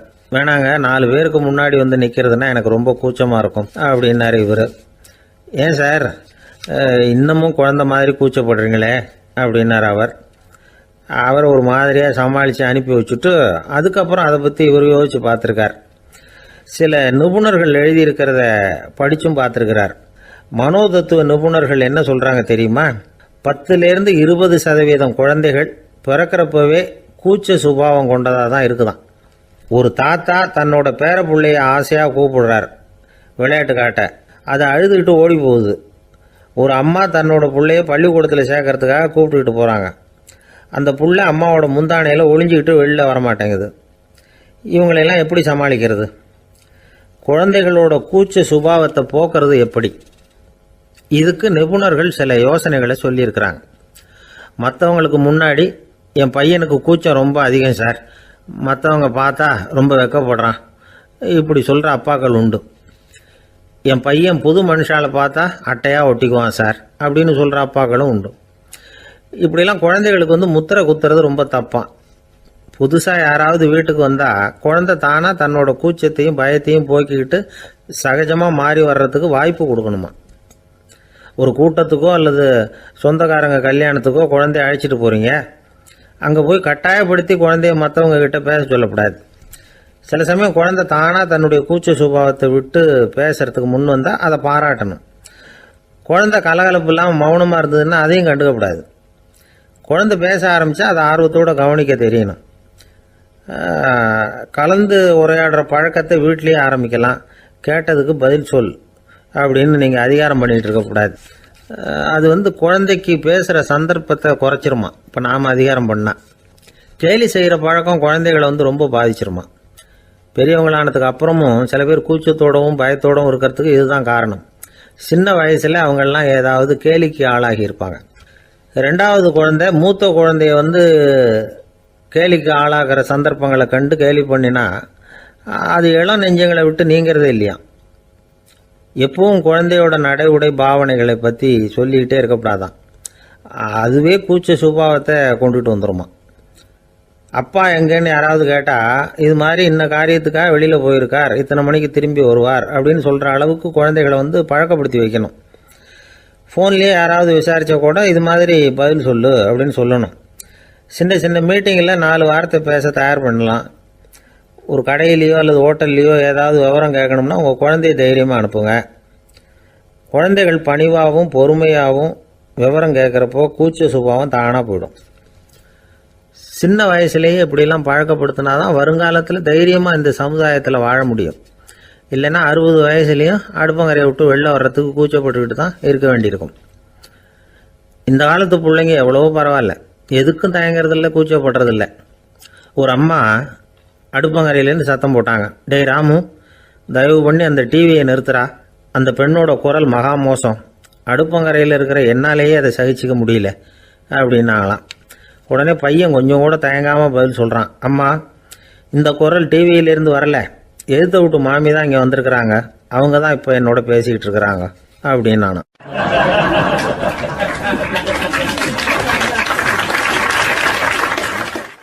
ஐயா, உங்கள் பேரை தொடர்ந்து தினம் கேட்டுக்கிட்டு இருக்கிறேன் அப்படின்னார் ஒருத்தர். தொடர்ந்து கேட்குறீங்களே, உங்களுக்கு காது வலிக்கலையா அப்படின்னு கேட்டோம். பேசுகிற உங்களுக்கே வாய் வலிக்கல அப்படிங்கிறப்போ கேட்குற எங்களுக்கு எப்படி காது வலிக்கும் அப்படின்னார். நம்ம உடம்புல ஒரு அதிசயம் என்ன தெரியுமா? ரொம்ப நேரம் நாம் நடக்கிறோம்னு வச்சுக்கோங்க, கால் வலிக்கும். ரொம்ப நேரம் வேலை செஞ்சால் கை வலிக்கும், உடம்பு வலிக்கும். ரொம்ப நேரம் பார்த்துக்கிட்டே இருந்தால் கண்ணு வலிக்கும். ரொம்ப நேரம் பேசிக்கிட்டே இருந்தால் வாய் கூட வலிக்கும். ஆனால் ரொம்ப நேரம் கேட்டுக்கிட்டே இருக்கிறதுனால காது வலிக்கிறது இல்லை. அதனால் கேட்கறதுக்கு முக்கியத்துவம் கொடுத்தாங்க நம்ம பெரியவங்க. திருவள்ளுவர் தேவையில்லாமல் வார்த்தைகளை உபயோகப்படுத்த மாட்டார். ஒரு திருக்குறள்னு எடுத்துக்கிட்டாவே அதில் மொத்தம் 7 வார்த்தைகள், அவ்வளவுதான். அப்படி 7 வார்த்தைகள் மட்டுமே உள்ள ஒரு திருக்குறளில் வள்ளுவர் ஒரே வார்த்தையை 5 தடவை உபயோகப்படுத்தியிருக்கிறார், திரும்ப திரும்ப பயன்படுத்தியிருக்கிறார். அப்படின்னா அதை எந்த அளவுக்கு வலியுறுத்தி சொல்கிறார் அப்படிங்கிறத நாம் புரிஞ்சுக்கணும். அது என்ன குறள்? செல்வத்துள் செல்வம் செவிச்செல்வம், அச்செல்வம் செல்வத்துள் எல்லாம் தலை. செவிச்செல்வம்ங்கிறது அவ்வளவு முக்கியமானது. கற்றலின் கேட்டல் நன்று. அதிகம் கேட்கணுங்கிறதுக்காகத்தான் எவ்வளவு கேட்டாலும் காது வலிக்கிறதில்ல. குறைச்சலாக பேசணும், அதிகமாக கேட்கணும். இன்னொரு விஷயம் கவனிங்க, நம்ம உடம்புல கண்ணுக்கு மூடி இருக்குது, எதையாவது நாம் பார்க்க விரும்பலைன்னா உடனே கண்ணை மூடிக்கலாம். நம்ம வாய்க்கு மூடி இருக்குது, பேச விருப்பம் இல்லையா, வாயை மூடிக்கலாம். மூக்குக்கு கூட மூடிக்கிற வசதி இருக்குது, எதையாவது முகர விருப்பம் இல்லையா, மூச்சை அடக்கிக்கலாம். ஆனால் பாருங்கள், காதுக்கு மூடி கிடையாது, அதை கையால் தான் மூட முடியும். யார் என்ன சொன்னாலும் அது நல்லதோ கெட்டதோ காதில் விழுந்துக்கிட்டு தான் இருக்கும். அறிவு தான் நல்ல விஷயங்களை எடுத்துக்கிட்டு கெட்ட விஷயங்களை விட்டுடணும். நல்ல கருத்துக்கள் நம்ம காதில் நிறைய விழுந்துக்கிட்டே இருக்கணும். அதை கேட்டு நாம் நல்லபடியாக வாழணுங்கிறது தான் படைப்பின் விருப்பம். ஆன்மீகவாதிகள் கூட ஒன்று சொல்லுவாங்க, அதாவது ஆன்மீக பாதையில் நீங்கள் முன்னேறணும்னா முதல்ல சிரவணம் செய்யணும்பாங்க. அதாவது பெரியவங்க சொல்கிற நல்ல கருத்துக்களை கேட்கணும் அப்படின்னு அதுக்கு அர்த்தம். அதனால் யார் நல்ல கருத்துக்களை சொன்னாலும் அதை காது கொடுத்து கேளுங்க. இவ்வளவு கருத்துக்களையும் நம்ம நேயர் ஒருத்தர்கிட்ட சொல்லிகிட்டு இருந்தோம். அவரும் சரி சரின்னு தலையாடிக்கிட்டே இருந்தார். அப்புறம் சொன்னார், நீங்கள் சொல்கிறது சரிதான் சார், காதுக்கு மூடி இல்லைங்கிறது ரொம்ப சரி. அதனால தான் உங்கள் தகவல் கூட நாங்கள் விரும்புகிறோமோ இல்லையோ தினம் காதில் விழுந்துக்கிட்டு இருக்குது அப்படின்னார். எங்களுக்கு ரொம்ப பெருமையாக இருந்தது. அப்படியா அப்படின்னோம். ஆனாலும் என்ன மாதிரி சில பேர் நீங்கள் தகவல் சொல்கிற சமயத்தில் காதில் மூடி இல்லையேன்னு சொல்லி கவலைப்படுறதில்ல சார் அப்படின்னார். ஏன்னு கேட்டோம். காதை மூடுறதுக்கு தானே வசதி இல்லை, ரேடியோவை மூடுறதுக்கு வசதி இருக்குதுல்ல, அதனால் டக்குன்னு அதை மூடி வச்சுருவோம் அப்படின்னார்.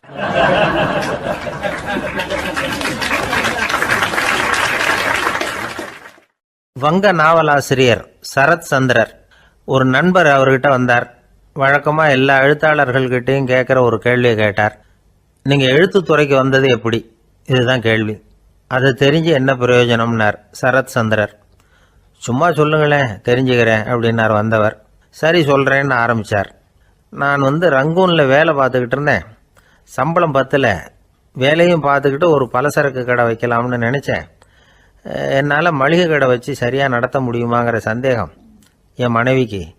அதை சோதனை பண்ணி பார்க்கணுங்கிறதுக்காக சில பொருள்களின் அளவு, அதோட விலை, இப்படி சிலதை சொல்லி எல்லாத்தையும் மனக்கணக்காக கூட்டி போட சொன்னாங்க. என்னால் சரியாக கூட்டி சொல்ல முடியல. உங்களால் மளிகை கடை நடத்த முடியாதுன்னு சொல்லிவிட்டாங்க. உடனே என்ன பண்ணுறது, வேறு வழி இல்லை, கதை எழுத ஆரம்பிச்சிட்டேன் அப்படின்னார். கேட்டவருக்கு சிரிப்பு வந்துட்டு தான். சரத் சந்திரர் ஒரு பக்கம் சீரியஸான நாவல்கள், சிறுகதைகள் எழுதியிருந்தாலும் அவருடைய இன்னொரு பக்கம் வேற விதம். நண்பர்கள்கிட்ட பேசும்பொழுதும் சரி, அவர்களுக்கு கடிதங்கள் எழுதும்போதும் சரி, கேலியும் கிண்டலும் நகைச்சுவை உணர்வும் அதிகமாக இருக்கும். காந்திஜி ஒரு சமயம் கல்கத்தாவுக்கு வந்திருந்தார். தேசபக்தர்கள் பல பேர் அவர்கிட்ட பேசிக்கிட்டு இருந்தாங்க. அப்போது சரத் சந்திரரும் அங்கே இருந்தார். கிரண் சங்கர் ராய் அப்படிங்கிறவரும் அங்கே இருந்தார். அவர் சொன்னாராம், காந்திஜியோட பழகிய முதல் வங்காளி நான் தான். போயர் யுத்த காலத்தில் இவர் லண்டனுக்கு வந்திருந்தப்போ என்கிட்ட தான் வங்காள மொழி கற்றுக்கிட்டார் அப்படின்னாராம். உடனே சரத் சந்திரர் காந்திஜியை பார்த்து, இவர் உங்களுக்கு வங்காள மொழி கற்றுக் கொடுத்தது உண்மைதானா அப்படின்னாராம். ஆமான்னாராம் காந்தி. அதனால தான் உங்களால் வங்காள மொழி கற்றுக்க முடியல அப்படின்னாராம். எல்லாரும் சிரிச்சாங்களாம். சரத் சந்திரர் சாம்தாபேர் அப்படிங்கிற கிராமத்தில் தங்கியிருந்தார் ஒரு இலக்கிய நிகழ்ச்சியில் கலந்துக்கிறதுக்காக. அதுக்காக ஒரு கல்கத்தாவுக்கு போக வேண்டிய சூழ்நிலை. அதுக்காக புறப்பட்டார். அந்த சமயத்தில் பின்னாடி இருந்து யாரோ அவரை கூப்பிட்டாங்க. இப்படி கூப்பிட்டவரை பார்த்து இன்னொருத்தர் யாரோ அதட்டி இருக்கிறாங்க. போகிறவரை ஏன் இப்படி கூப்பிடுறீங்க அப்படின்னு. ஏன் கூப்பிட்டா என்னன்னு கேட்டிருக்கார் சரத் சந்திரர். புறப்படுறவங்கள பின்னாடி இருந்து கூப்பிடுறது அபசகுனம், போகிற இடத்துல ஏதாவது ஆபத்து வரலாம் அப்படின்னு அதுக்கு விளக்கம் கொடுத்துருக்கிறார் அவர். உடனே சரத் சந்திரர் சொன்னாராம், இதோ இவங்க என்னை இலக்கிய கூட்டத்துக்கு அழைச்சிட்டு போகிறாங்களே, இதை விட வேற என்ன ஆபத்து வந்துட போகுது அப்படின்னாராம். இப்படி சரத் சந்திரருக்கு இயல்பாகவே நகைச்சுவை உணர்வு உண்டு. அவருடைய நண்பர் ஒருத்தர் வீட்டுக்கு கூப்பிட்டுருந்தார். அங்கே ஒரு கச்சேரிக்கு ஏற்பாடு பண்ணியிருந்தாங்க. சரத் சந்திரருக்கு இயல்பாகவே கச்சேரியில் நீண்ட ஆலோசனையெல்லாம் கேட்கறதுக்கு பொறுமை இருக்காது. அதனால் மெதுவாக பாட போகிறவர் எப்படி அப்படின்னு கேட்டிருக்கார். அவருக்கு ரொம்ப நல்லா பாட தெரியும் அப்படின்னு சொல்லியிருக்கிறாங்க. அதுக்கு சரத்சந்திரர் பாட தெரியுங்கிறது சரி, பாட்டை நிறுத்த தெரியுமா அதை சொல்லுங்க முதல்ல அப்படின்னாராம்.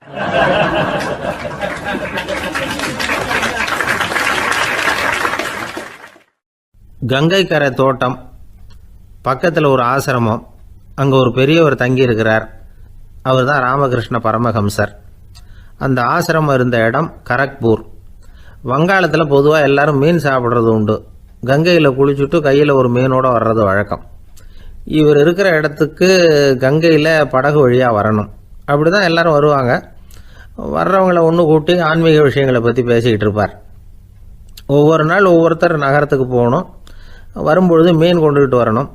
அதுக்கு ஒரு அட்டவணையே உண்டு ஆசிரமத்தில். அது பிரகாரம் ஒரு நாள் சுவாமி யோகானந்தர் படகில் போனார். படகை செலுத்தினவங்க ராமகிருஷ்ணரையும் சுவாமி யோகானந்தரையும் மற்றவங்களையும் பித்தர்கள் அப்படின்னு சொல்லி ஏளனமாக பேசினாங்க. அவங்க என்ன பைத்தியம் முடித்தவங்க அப்படிங்கிறது மாதிரி. சுவாமி யோகானந்தருக்கு ரொம்ப மென்மையான இதயம். இவங்க இப்படி கண்ணாபின்னான்னு பேசுகிறத பார்த்தா மீனை வாங்கிட்டு திரும்புகிறப்போ என்ன நடக்குமோ அப்படிங்கிற பயம் வேறு வந்துட்டுது அவருக்கு. அவ்வளவு மென்மையானவர். இதை தெரிஞ்சுக்கிட்ட ராமகிருஷ்ணர் யோகானந்தா இங்கே வா அப்படின்னு கூப்பிட்டார். இவர் கண்ணீரை தொடச்சிக்கிட்டே கிட்ட போனார். சொன்னார், ஐயா, படகு ஓட்டுறவங்க உங்களை பற்றி மோசமாக பேசுகிறாங்க. என்ன திட்டினா பரவாயில்ல, ஆனால் உங்களை அவங்க திட்டுறாங்க. அதை என்னால் தாங்கிக்க முடியல அப்படின்னார். இதை கேட்டதும் ராமகிருஷ்ணருக்கு கோபம் வந்துட்டு தான். என்னது, உன்னுடைய குருவை பற்றி அவங்க மோசமாக பேசும்பொழுது நீ சும்மா இருந்தியா? வெளியில் போ அப்படின்னு விட்டார். குரு நிந்தனை செய்கிறப்போ அதை கேட்டுக்கிட்டு சும்மா இருக்கலாமா? குரு நிந்தனையை கேட்டால் பாவம் இல்லையா? என்னை தூற்றும் போது அவங்க பாவம் செய்கிறாங்க. அதை கேட்டுக்கிட்டு நீ சும்மா இருந்தால் நீயும் பாவம் செய்கிற அப்படின்னாராம். அடுத்த நாள் சுவாமி நிரஞ்சனானந்தர் போக வேண்டிய நாள். இவர் படகுல போகும்பொழுதும் அதே மாதிரி நடந்து தான். அவங்க மோசமாக பேச ஆரம்பித்தாங்க, திட்ட ஆரம்பித்தாங்க. அப்படி கேலி பண்ண ஒருத்தனை இவர் என்ன பண்ணார், பலார்னு கன்னத்தில் அரைஞ்சிட்டார். இன்னொருத்தனை கங்கையில் தூக்கி எறியறதுக்கும் தயாராகிட்டார். அதுக்கப்புறம் அவங்க யாரும் வாயை திறக்கலை. மீன் வாங்கிட்டு வர்றப்பவும் படகுல ஒரே அமைதி. அவ்வளவு பயம் அவங்களுக்கு. ராமகிருஷ்ணர் கூப்பிட்டு விசாரித்தார் என்ன நடந்ததுன்னு. இவர் சொன்னார், அவர் யோகானந்தா போகும்பொழுது என்ன நடந்ததோ அப்படியே தான் இப்போவும் நடந்தது. குரு நிந்தனை செய்கிறத கேட்டுக்கிட்டு நான் சும்மா இருப்பேனா? ஒருத்தனை அப்படியே அரைஞ்சுட்டேன், இன்னொருத்தனை ஆற்றுல தூக்கி போட்டுருவேன்னு பயமுறுத்தினேன், அவ்வளவுதான் அப்படின்னாராம். இப்போவும் ராமகிருஷ்ணருக்கு கோபம் வந்துட்டு தான். என்ன இது, அணியறது காஷாயம், இருக்கிறது ஆசிரமம், உனக்கு இவ்வளவு கோபம் வந்ததுன்னா அப்புறம் என்னத்துக்கு ஆசிரமத்தில் இருக்கணும்? பிரம்மச்சாரி எப்பவும் அமைதியாக இருக்கணும் அப்படின்னு அறிவுரை சொன்னாராம் ராமகிருஷ்ணர். அப்போ இவர் கேட்டாராம், ஏங்க அவருக்கு ஒரு விதமான அறிவுரை சொன்னீங்க, எனக்கு வேற விதமாக அறிவுரை சொல்கிறீங்க, இதில் எது உண்மை அப்படின்னு கேட்டிருக்கார். இதுக்கு ராமகிருஷ்ணர் சொன்ன பதில் என்னென்னா, அட அசடே, சக்கரத்தில் காற்று அதிகமாக இருந்தால் குறைக்கணும், குறைச்சலாக இருந்தால் கூட்டணும். அவன் சாது, அவனுக்கு அதிக உணர்ச்சி தேவை, உனக்கு படபடப்பு அதிகம், உனக்கு பொறுமை தேவை அப்படின்னாராம். இதில் உள்ள கருத்து என்னென்னா, கல்விங்கிறது எப்படின்னா அதை சூழ்நிலைக்கு தகுந்த மாதிரி கற்பிக்கணும். எல்லாருக்கும் ஒரே மாதிரி கற்பிக்கக்கூடாது. கேட்குற ஒரு தகுதி, புரிஞ்சுக்கிற திறமை, இதை பொறுத்து கல்வி அமையணும். ஆரம்ப காலத்தில் ஒரு குரு, அப்போ ஒரு சீடன் இருந்தான். அது வேடிக்கையான குரு, வேடிக்கையான சீடன். ஒரு ஆசிரமம். ஒரு நாள் ஒருத்தன் அவசரமாக அந்த குருவை தேடி வந்திருக்கிறான். என்ன விஷயம்னு விசாரித்தார் குரு. உங்கள் சீடர் என்னை அடிச்சுட்டார் அப்படின்னு புகார் பண்ணானா அந்த ஆள். குரு சீடனை கூப்பிட்டார். அடிச்சியா இந்த ஆளை அப்படின்னு கேட்டாராம். ஆமான் இருக்கான் சீடன். ஏன் அடிச்சே அப்படின்னு கேட்டாராம். இந்த ஆள் உங்களை பற்றி மட்டமாக பேசிவிட்டான், என்னால் அதை தாங்கிக்க முடியல, அதனால தான் அடிச்சுட்டேன்ருக்கான். அப்படி என்ன பேசினா அப்படின்னு கேட்டாராம். உன்னுடைய குருநாதர் இப்போல்லாம் அர்த்தமில்லாமல் பேச ஆரம்பிச்சுட்டார் அப்படின்னு சொல்லிவிட்டான், அதனால தான் அடிச்சுட்டேன் அப்படின்னு நானா. அதுக்காக அடித்தே அப்படின்னாராம். நான் அதுக்காக அடிக்கலை குருவே, இப்பெல்லாம் நீங்கள் அர்த்தமில்லாமல் பேசுகிறதாக அவன் சொல்கிறான். அப்படின்னா இதுவரைக்கும் நீங்கள் அர்த்தத்தோடு பேசினதாகத்தானே அர்த்தம், அது தப்பு தானே, அதனால தான் அடித்தேன் அப்படின்னு நானா.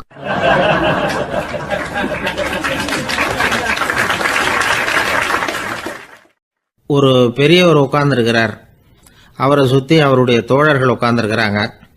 ஏதோ ஒரு முக்கியமான செய்தியை அவர் அவங்களுக்கு சொல்லிகிட்டு இருக்கிறார். அவங்களும் ஆர்வமாக கேட்டுக்கிட்டு இருக்கிறாங்க. இந்த சமயத்தில் யாரோ ஒரு ஆள் வேகமாக அங்கே வர்றார். வர்ற வேகத்திலேயே எனக்கு ஏதாவது உதவி செய்யுங்க அப்படின்னு கேட்டுக்கிட்டே வர்றார். கேட்கறது உதவி, ஆனால் குரல் மிரட்டுறது மாதிரி இருக்குது, அதட்டி கேட்கறது மாதிரி இருக்குது. இதை கேட்டதும் அந்த பெரியவர் ஆத்திரப்படலை, ஆனால் அவரை சுற்றி இருந்தவங்க ஆத்திரப்பட்டாங்க. இதை பெரியவர் கவனித்தார். கொஞ்சம் அமைதியாக இருங்கன்னார். வந்தவரை கூப்பிட்டார். அவருக்கு சில பொருள்களை கொடுத்தார். என்னங்க இப்போ உங்களுக்கு மகிழ்ச்சி தானே அப்படின்னார். ஆ அப்படின்னு அலட்சியமாக அவர் சொல்கிறார். நான் உங்களை நல்ல முறையில் நடத்தினேன்னா அப்படின்னு கேட்குறாரு அவர் மறுபடியும். அதெல்லாம் ஒன்றும் இல்லை அப்படின்னு சொல்லி அவர் சொல்லிகிட்டு இருக்கிறாரு. குரலில் கடுமை குறையில. சுற்றி இருந்தவங்களால இதை பொறுத்துக்க முடியல. கோபத்தோடு அவரை நோக்கி நெருங்க ஆரம்பித்தாங்க. பெரியவர் அவங்களையெல்லாம் தடுத்து நிறுத்தினார். வந்தவரை வாங்க என்னோட அப்படின்னு சொல்லி அழைச்சிட்டு போனார். வீட்டுக்கு போனார். அங்கே போனதும் இன்னும் சில பொருள்களை எடுத்து அவர்கிட்ட கொடுத்தார். இப்போ திருப்தி தானே, நான் உங்ககிட்ட நல்ல முறையில் நடந்துக்கிட்டேனா அப்படின்னார். அவர் முகம் இப்போ தான் கொஞ்சம் மலர்ந்தது. ரொம்ப நன்றி, இறைவன் உங்கள் குடும்பத்துக்கு எல்லா நன்மைகளையும் செய்வான் அப்படின்னு சொன்னார். இதே வார்த்தைகளை என்னுடைய தோழர்கள்கிட்டே சொல்லிட்டீங்கன்னா அவங்க கோபம் தணிஞ்சிரும், வர முடியுமான்னார். கண்டிப்பாக வர்றேன் அப்படின்னாரு. மறுநாள் காலையில் அந்த இடத்துக்கு வந்தார். அதே மாதிரி சொல்லிவிட்டு அவர் போயிட்டார். தோழர்கள்லாம் ரொம்ப வியப்போடு பெரியவரை பார்த்தாங்க. அந்த பெரியவர் தான் நபிகள் நாயகம். அவர் சொன்னார், ஒருத்தன் ரொம்ப ஆசையாக ஒரு ஒட்டகத்தை வளர்த்துக்கிட்டு வந்தான். ஒரு நாள் அந்த ஒட்டகம் கயத்தை அறுத்துக்கிட்டு ஓடி போயிட்டுது. அக்கம் பக்கத்தில் இருக்கிறவங்கெல்லாம் அந்த ஒட்டகத்தை பிடிக்கிறதுக்கு முயற்சி பண்ணாங்க. அதை துரத்திக்கிட்டு ஓடினாங்க. ஒட்டகம் தாறுமாறாக ஓட ஆரம்பிச்சிது. இந்த சமயத்தில் ஒட்டகத்தை வளர்த்தவன் அங்கே ஓடி வந்தான். நீங்கள் அதை ஒன்றும் செய்ய வேணாம், விட்டுருங்க, அதோட சுபாவம் எனக்கு நல்லா தெரியும், அதை சுலபமாக என்னோட வழிக்கு கொண்டுகிட்டு வந்துட முடியும், நான் பார்த்துக்கிறேன், விட்டுருங்கோ அப்படின்னா. எல்லாரும் விலைக்கு போயிட்டாங்க. இவன் என்ன செஞ்சான் தெரியுமா? கொஞ்சம் புல்லை கையில் எடுத்துக்கிட்டு அந்த ஒட்டகத்தை நெருங்கினான். அவ்வளவுதான். அது ஓடி இவன் காலடியில் உட்காந்துக்கிட்டது. செல்லமாக அதை அப்படியே தடவி கொடுத்தான். முதுகில் ஏறி உட்காந்துக்கிட்டான். அது பாட்டுக்கு சாதுவாக நடந்து போகுது. இந்த கதையை நபிகள் நாயகம் தம்முடைய தோழர்களுக்கு சொல்கிறார். ஒட்டகத்தை மட்டும் இல்லை, சில மனிதர்களையும் கூட சில விதத்தில் அணுகிதான் அவர்களை சீர்திருத்த வேண்டியிருக்குது அப்படிங்கிறத அவங்களுக்கு உணர்த்தினார். இது ஒரு அழகான உளவியல் அணுகுமுறை. சில குடும்ப தலைவர்கள் கூட இந்த ஒட்டகம் மாதிரி நடந்துக்கிறது உண்டு, அப்புறம் அடங்கி போகிறதும் உண்டு. ஒரு குடும்ப தலைவர் காலையில் எழுந்திரிச்சதுலேருந்து சத்தம் போட்டு கத்திக்கிட்டு இருப்பார். பக்கத்தில் இருந்தவங்கெல்லாம் ஓடி போய் சமாதானம் பண்ணி பார்த்தாங்க. அவர் ஓயறது மாதிரி தெரியல. கடைசியில் அவர் மனைவி வந்தாங்க. நீங்கள் எல்லாம் விலகி போயிடுங்க, அவர் சுபாவம் எனக்கு தெரியும், நான் பார்த்துக்கிறேன் அப்படின்னாங்க. சரின்னு எல்லாரும் போயிட்டாங்க. சாயந்தரமாக பார்க்குறாங்க, அவர் சத்தம் இல்லாமல் ஒரு மூலையில் உட்காந்துருக்கிறார். ரொம்ப சாதுவா. ஆச்சரியமாக இருந்தது. என்னம்மா பண்ணீங்கன்னு கேட்டாங்க. அது ஒன்றும் இல்லைங்க, ஒரு வேளை சாப்பாட்டை நிறுத்தினேன், பட்னி போட்டேன், அவ்வளவுதான் அப்படின்னாங்க அந்த அம்மா.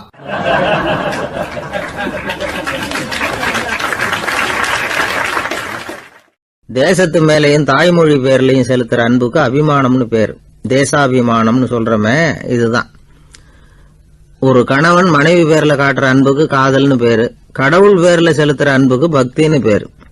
இப்படி அன்புல பல ரகம் இருக்கிறப்போ அதுல உள்ள வித்தியாசம் தெரியாம இடம் மாத்தி அன்பு காட்டினா இடைஞ்சல் தான். சரி, இந்த அன்பை பத்தி விஞ்ஞானம் என்ன சொல்லுது தெரியுமா? இதயத்தை பாதுகாக்கிறதுக்கு முக்கியமா தேவைப்படுற ஒண்ணு இந்த அன்புதான்னு சொல்லுது. நெதர்லாந்து விஞ்ஞானிகள் இதை ஆராய்ச்சி பண்ணியே கண்டுபிடிச்சிருக்கிறாங்க. கொஞ்சம் முயல் குட்டிகளை 2 பிரிவா பிரிச்சாங்க. 2 குரூப்புக்கும் கொழுப்பு அதிகமா உள்ள ஆகாரத்தையே கொடுத்துட்டு வந்தாங்க. ஆனா ஒரு குரூப்புக்கு வெறுமன ஆகாரத்தை கொடுத்ததோட சரி, இன்னொரு குரூப் முயல்களுக்கு ஆகாரம் கொடுத்ததோட நிறுத்திக்கல. அதுக்கு முன்னாடி கூண்டுகளை திறந்து விட்டு முயல்களை கொஞ்ச நேரம் எடுத்து கொஞ்சி விட்டு அதுக்கப்புறமா ஆகாரம் கொடுத்தாராம் ஆராய்ச்சியாளர். இந்த குரூப்புக்கு இதய பாதிப்பு 60% குறைச்சலா இருந்துதான்.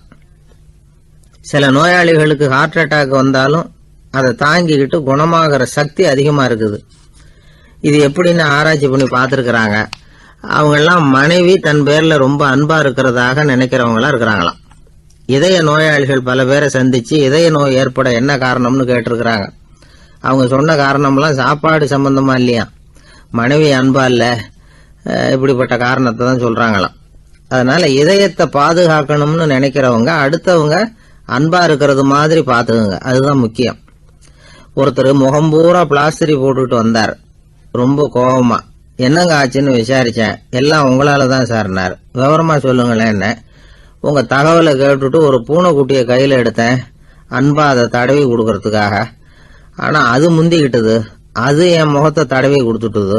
முகம் பூரா நகை கீறல், அதுதான் இப்படி அப்படின்னார்.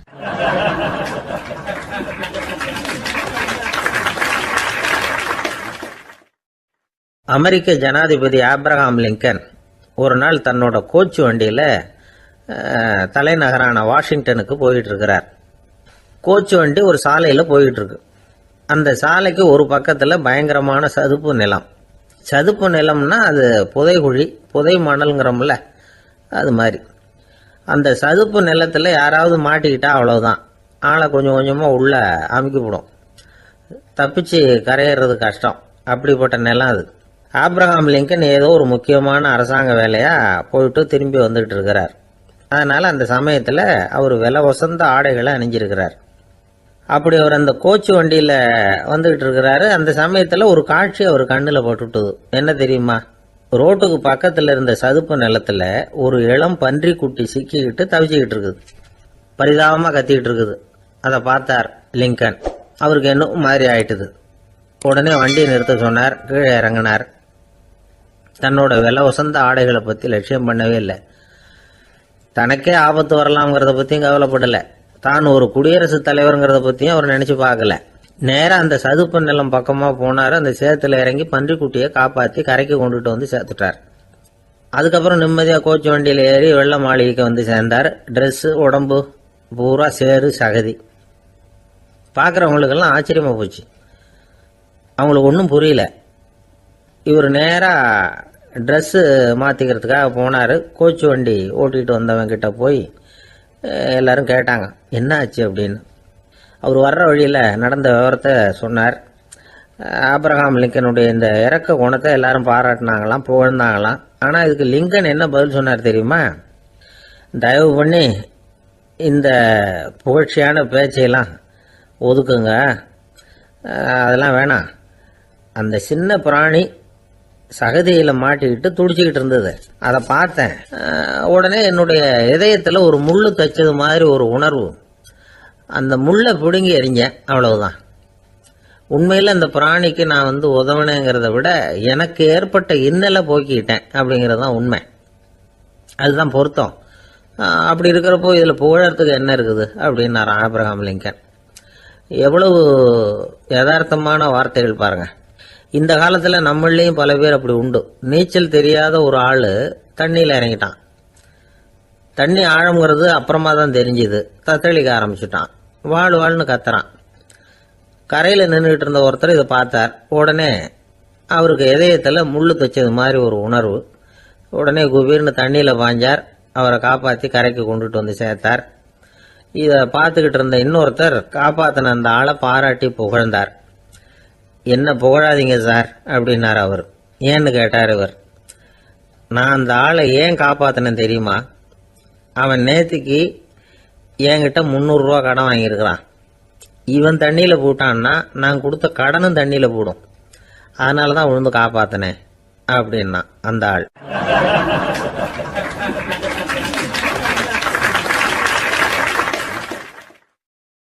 ஒருத்தர் ரொம்ப அவசரமாக போயிட்டு இருந்தார். எங்கே சார் போகிறீங்கன்னு கேட்டோம். எனக்கு வேண்டியப்பட்ட ஒருத்தருக்கு குழந்தை பிறந்திருக்கிறதாக செய்தி வந்திருக்கு, அதுதான் ஆஸ்பத்திரிக்கு போயிட்டுருக்கேன், பார்த்துட்டு வரலாம்னு அப்படின்னார். அப்படின்னா கொஞ்சம் இப்படி உட்காருங்க அப்படின்னோம். சில விவரமெல்லாம் சொல்கிறேன், கேட்டுட்டு போங்க அப்படின்னோம். உட்காந்தார். அப்புறம் சொல்ல ஆரம்பித்தோம். புதுசாக பிறந்திருக்கிற ஒரு குழந்தைய பார்க்க போகிறதுன்னா அது சாதாரண விஷயம் இல்லை. அதில் ரொம்பவும் கவனமாக நடந்துக்கணும். புது குழந்தைக்கு நோய் சுலபமாக தொற்றும். முக்கியமாக காற்று மூலமாக பரவுற நோய்கள் சுலபமாக வந்துடும். அதனால் நமக்கு உடம்பு சரியில்லைன்னா குழந்தைய விட்டு கொஞ்சம் தள்ளியே இருக்கிறது தான் நல்லது. பெரியவங்களை பொறுத்த வரைக்கும் சாதாரணமாக உள்ள ஒரு கிருமி கூட குழந்தைய பொறுத்த வரைக்கும் ரொம்ப மோசமான ஒரு கிருமியாக இருக்கும். சில வெளிநாடுகளில் எப்படி தெரியுமா? பிறந்த குழந்தை தூங்கிக்கிட்டு இருக்கிற ஒரு ரூமுக்கு போகணும்னா போகிறவங்க முகமூடி போட்டுக்கணும். காலணிகளை மாற்றிக்கணும். அவ்வளவு சுத்தமாக உள்ளே போய் பார்த்துட்டு வரணும். பொதுவாக சில ஆஸ்பத்திரிகளில் பார்த்தீங்கன்னா பார்வையாளர்கள் நேரத்தில் விசிட்டிங் ஹவர்ஸ் தாயை விட்டு குழந்தைய தனியாக பிரித்து வச்சுருவாங்க. எதுக்குன்னு நினைக்கிறீங்க? அந்த நேரம் பல பேர் வருவாங்க போவாங்க. அவங்க கை கால் சுத்தமாக இருக்காது. சுத்தமில்லாத கைகள் மூலமாக கிருமிகள் பரவும். சுத்தமில்லாத கைன்னா மண்ணு தூசி படிஞ்சிருக்கிற கை மட்டும் தான் அர்த்தம் இல்லை. சாலையில் கையை வீசிக்கிட்டு நடந்து வர்றீங்க, குழந்தைய பொறுத்த வரைக்கும் அது கூட சுத்தம் இல்லாத கை தான். தாயை தவிர மற்றவங்க குழந்தைய தூக்காமல் பார்த்துக்கிறது நல்லது. தாய் கூட அளவோட கொஞ்சிறதோட நிறுத்திக்கணும். புதுசாக ஒரு குழந்தைய பெற்றுருக்கிற பொண்ணுக்கிட்ட மற்ற தாய்மார்கள் ஏதாவது சொல்லிக்கிட்டே இருப்பாங்க. குழந்தைய அப்படி வளர்க்கணும் இப்படி வளர்க்கணும் அப்படின்னு ஏதாவது அட்வைஸ் பண்ணிக்கிட்டே இருப்பாங்க. இப்படி ஓவராக அறிவுரை பண்ணுறது அந்த பொண்ணை குழப்பி விட்டுரும். அதனால் அப்படிலாம் பண்ணக்கூடாது. அந்த பெண்ணே ஏதாவது கேட்டால் கூட டாக்டர் சொல்ல வேண்டிய விவரங்களை எல்லாம் நாமே சொல்லிக்கிட்டு இருக்கக்கூடாது. புதுசாக பிறந்திருக்கிற குழந்தைய மட்டும்தான் இப்படி பார்க்கணும்னு இல்லை. ஒரு நோயாளி குழந்தைய பார்க்க போகிறதுனா கூட ரொம்ப எச்சரிக்கையாக தான் நடந்துக்கணும். ஒரு தின்பண்டமோ விளையாட்டு சாமானோ அந்த குழந்தைக்கு நாம் வாங்கிட்டு போகிறதா வச்சுக்குவோம். அதை நேராக கொண்டுகிட்டு போய் அந்த குழந்தைகிட்டே கொடுக்கக்கூடாது. அதோட அப்பா அம்மா கிட்ட ரகசியமாக கொடுக்கலாம். அவங்க முடிவு பண்ணட்டும் குழந்தைகிட்ட அதை கொடுக்கலாமா வேண்டாமாங்கிறத. அவங்களுக்கு தான் தெரியும் அதோட மனசும் உடம்பும். உங்கள் அக்கறையை காட்டுறதா நினச்சிக்கிட்டு குழந்தை வாயில் எதையும் கொண்டுட்டு போய் போடாதீங்க. போகிறப்போ உங்கள் வீட்டு குழந்தையும் அழைச்சிட்டு போகாதீங்க. இது நோயை வாங்கிட்டு வந்துடும், அல்லது புதுசாக ஒரு நோயை அதுக்கிட்ட கொடுத்துட்டு வந்துடும். என்னதான் உங்களுக்கு பழக்கமான குழந்தையா இருந்தால் கூட அதுக்கு விருப்பம் இல்லைன்னா பேசக்கூடாது. அங்கே போய் அவங்க பள்ளிக்கூடத்தை ஞாபகப்படுத்திட்டு இருக்கக்கூடாது. நோயில் இருக்கிறப்ப ஸ்கூலை பற்றி பேச அது விரும்பாது. ஆஸ்பத்திரியை விட்டு வெளியில் புறப்படுறப்போ குழந்தைகிட்ட சொல்லணும்னு அவசியம் இல்லை. அதோட அப்பா அம்மா கிட்ட சொல்லிவிட்டு புறப்பட்டா போதும். குழந்தை கோபிச்சிக்காது. சமூக சம்பிரதாயத்தை பற்றி அது கவலைப்படுறதில்லை. இப்படி எல்லா விவரமும் நம்ம எதிரில் உட்காந்துருந்தவங்க கிட்ட சொல்லி முடித்தோம். ரொம்ப நன்றி சார் அப்படின்னு சொல்லிவிட்டு அவர் புறப்பட்டார். குழந்தைங்க கொஞ்சம் வளர்கிற வரைக்கும் தான் நாம் எச்சரிக்கையாக இருக்கணும்னு இல்லை, வளர்ந்த பிறகு இன்னும் எச்சரிக்கையாக இருக்கணும். ஒரு பையன் பள்ளிக்கூடத்துலேருந்து திரும்பி வீட்டுக்கு வந்தான். முகம் பூரா நகத்தால் கீறி இருந்தது. அப்பா பார்த்து பயந்துட்டார். யாருடா உன்னை இப்படி பண்ணது அப்படின்னார். என் கூட படிக்கிற இன்னொரு பையன்னா. நாளைக்கு உன் கூட பள்ளிக்கூடத்துக்கு வர்றேன், நீ எனக்கு அவனை அடையாளம் காட்ட முடியுமான்னார். அது ரொம்ப சுலபம் நான் பையன். எப்படின்னார் அப்பா. அவன் காதில் ஒன்று கையோடு எடுத்துகிட்டு வந்திருக்கிறேன், இதோ என் பையில தான் வச்சுருக்கேன் அப்படிங்கிறான் அந்த பையன்.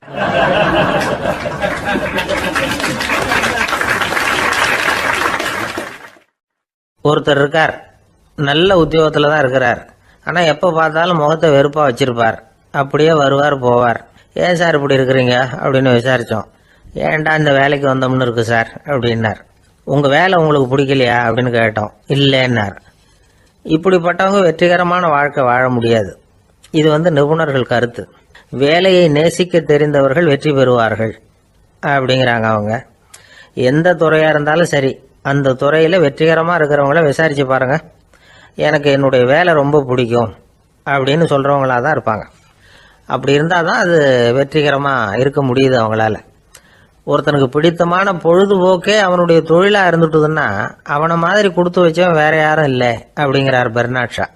ஒரு தடவை மன்னர் ஹுமாயூன் உயிரை தண்ணீர் முண்டு ஊற்றுகிற தொழிலாளி ஒருத்தர் காப்பாற்றினாராம் அந்த ஹுமாயூன் உயிரை. உடனே மன்னர் கேட்டிருக்கார், உனக்கு என்ன வேணும்னாலும் கேளு தரேன், உயர் பதவி வேணுமா அப்படின்னு கேட்டாராம். மன்னா, மக்களின் தாகம் தீர்க்கக்கூடிய இந்த பணியை விட உயர்ந்தது உண்டா அப்படின்னாராம் அந்த தொழிலாளி. அவரால் அவருடைய வேலையை நேசிக்க முடிஞ்சுது, அதனால் மகிழ்ச்சியாக இருக்க முடிஞ்சுது. நாமெல்லாம் அப்படி இல்லை. வேலை கிடைக்கிற வரைக்கும் கிடைச்சா போதும் அப்படின்னு இருக்கோம். கிடைச்சதுக்கப்புறம் ஏன்டா இந்த வேலைக்கு வந்தோம்னு ரொம்பவும் அழுத்துக்குவோம். சரி, நாம் இருக்கிற இடத்துல நாம் வெற்றிகரமாக இருக்க வழி உண்டா அப்படின்னா உண்டுன்னு சொல்கிறாங்க. அதாவது மன இயல் நிபுணர்கள் இருக்கிறாங்க இல்லையா, அவங்க அதுக்கு முக்கியமாக 6 வழிகள் சொல்கிறாங்க. நீங்கள் ஒரு அலுவலகத்தில் வேலை பார்க்குறவரா அப்படின்னா இதை கேளுங்க. அதாவது உங்கள் மேலதிகாரி எதிர்பார்ப்புக்கு தகுந்த மாதிரி உங்கள் வேலை இருக்குதா? அப்படி இல்லைன்னா முதல்ல உங்கள் வேலையின் தரம் உயரணும்.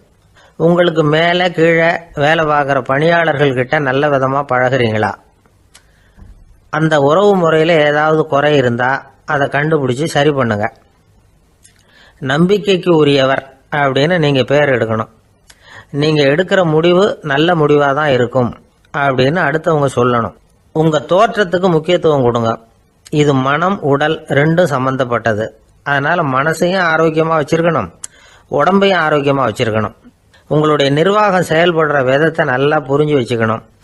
உங்களுடைய நிர்வாகம் இப்போ ஒரு காரியம் செய்யுதுன்னு வச்சுங்க, ஏன் அப்படி செய்யுது, எதுக்காக அப்படி செய்யுது, அதனுடைய குறிக்கோள் என்ன, அது நீடிக்கிறதுக்கு காரணம் என்ன, இதையெல்லாம் தெரிஞ்சுக்கணும்.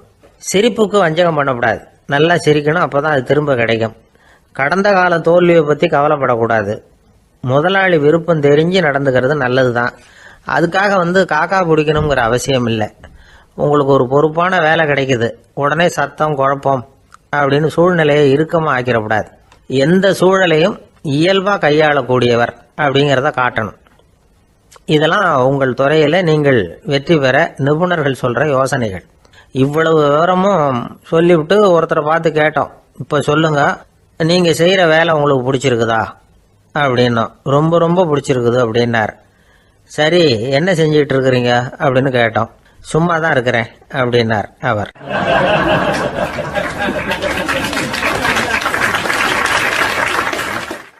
அள்ள அள்ள குறையாதது அட்சய பாத்திரம், அது நமக்கு தெரியும், கேள்விப்பட்டிருக்கிறோம்.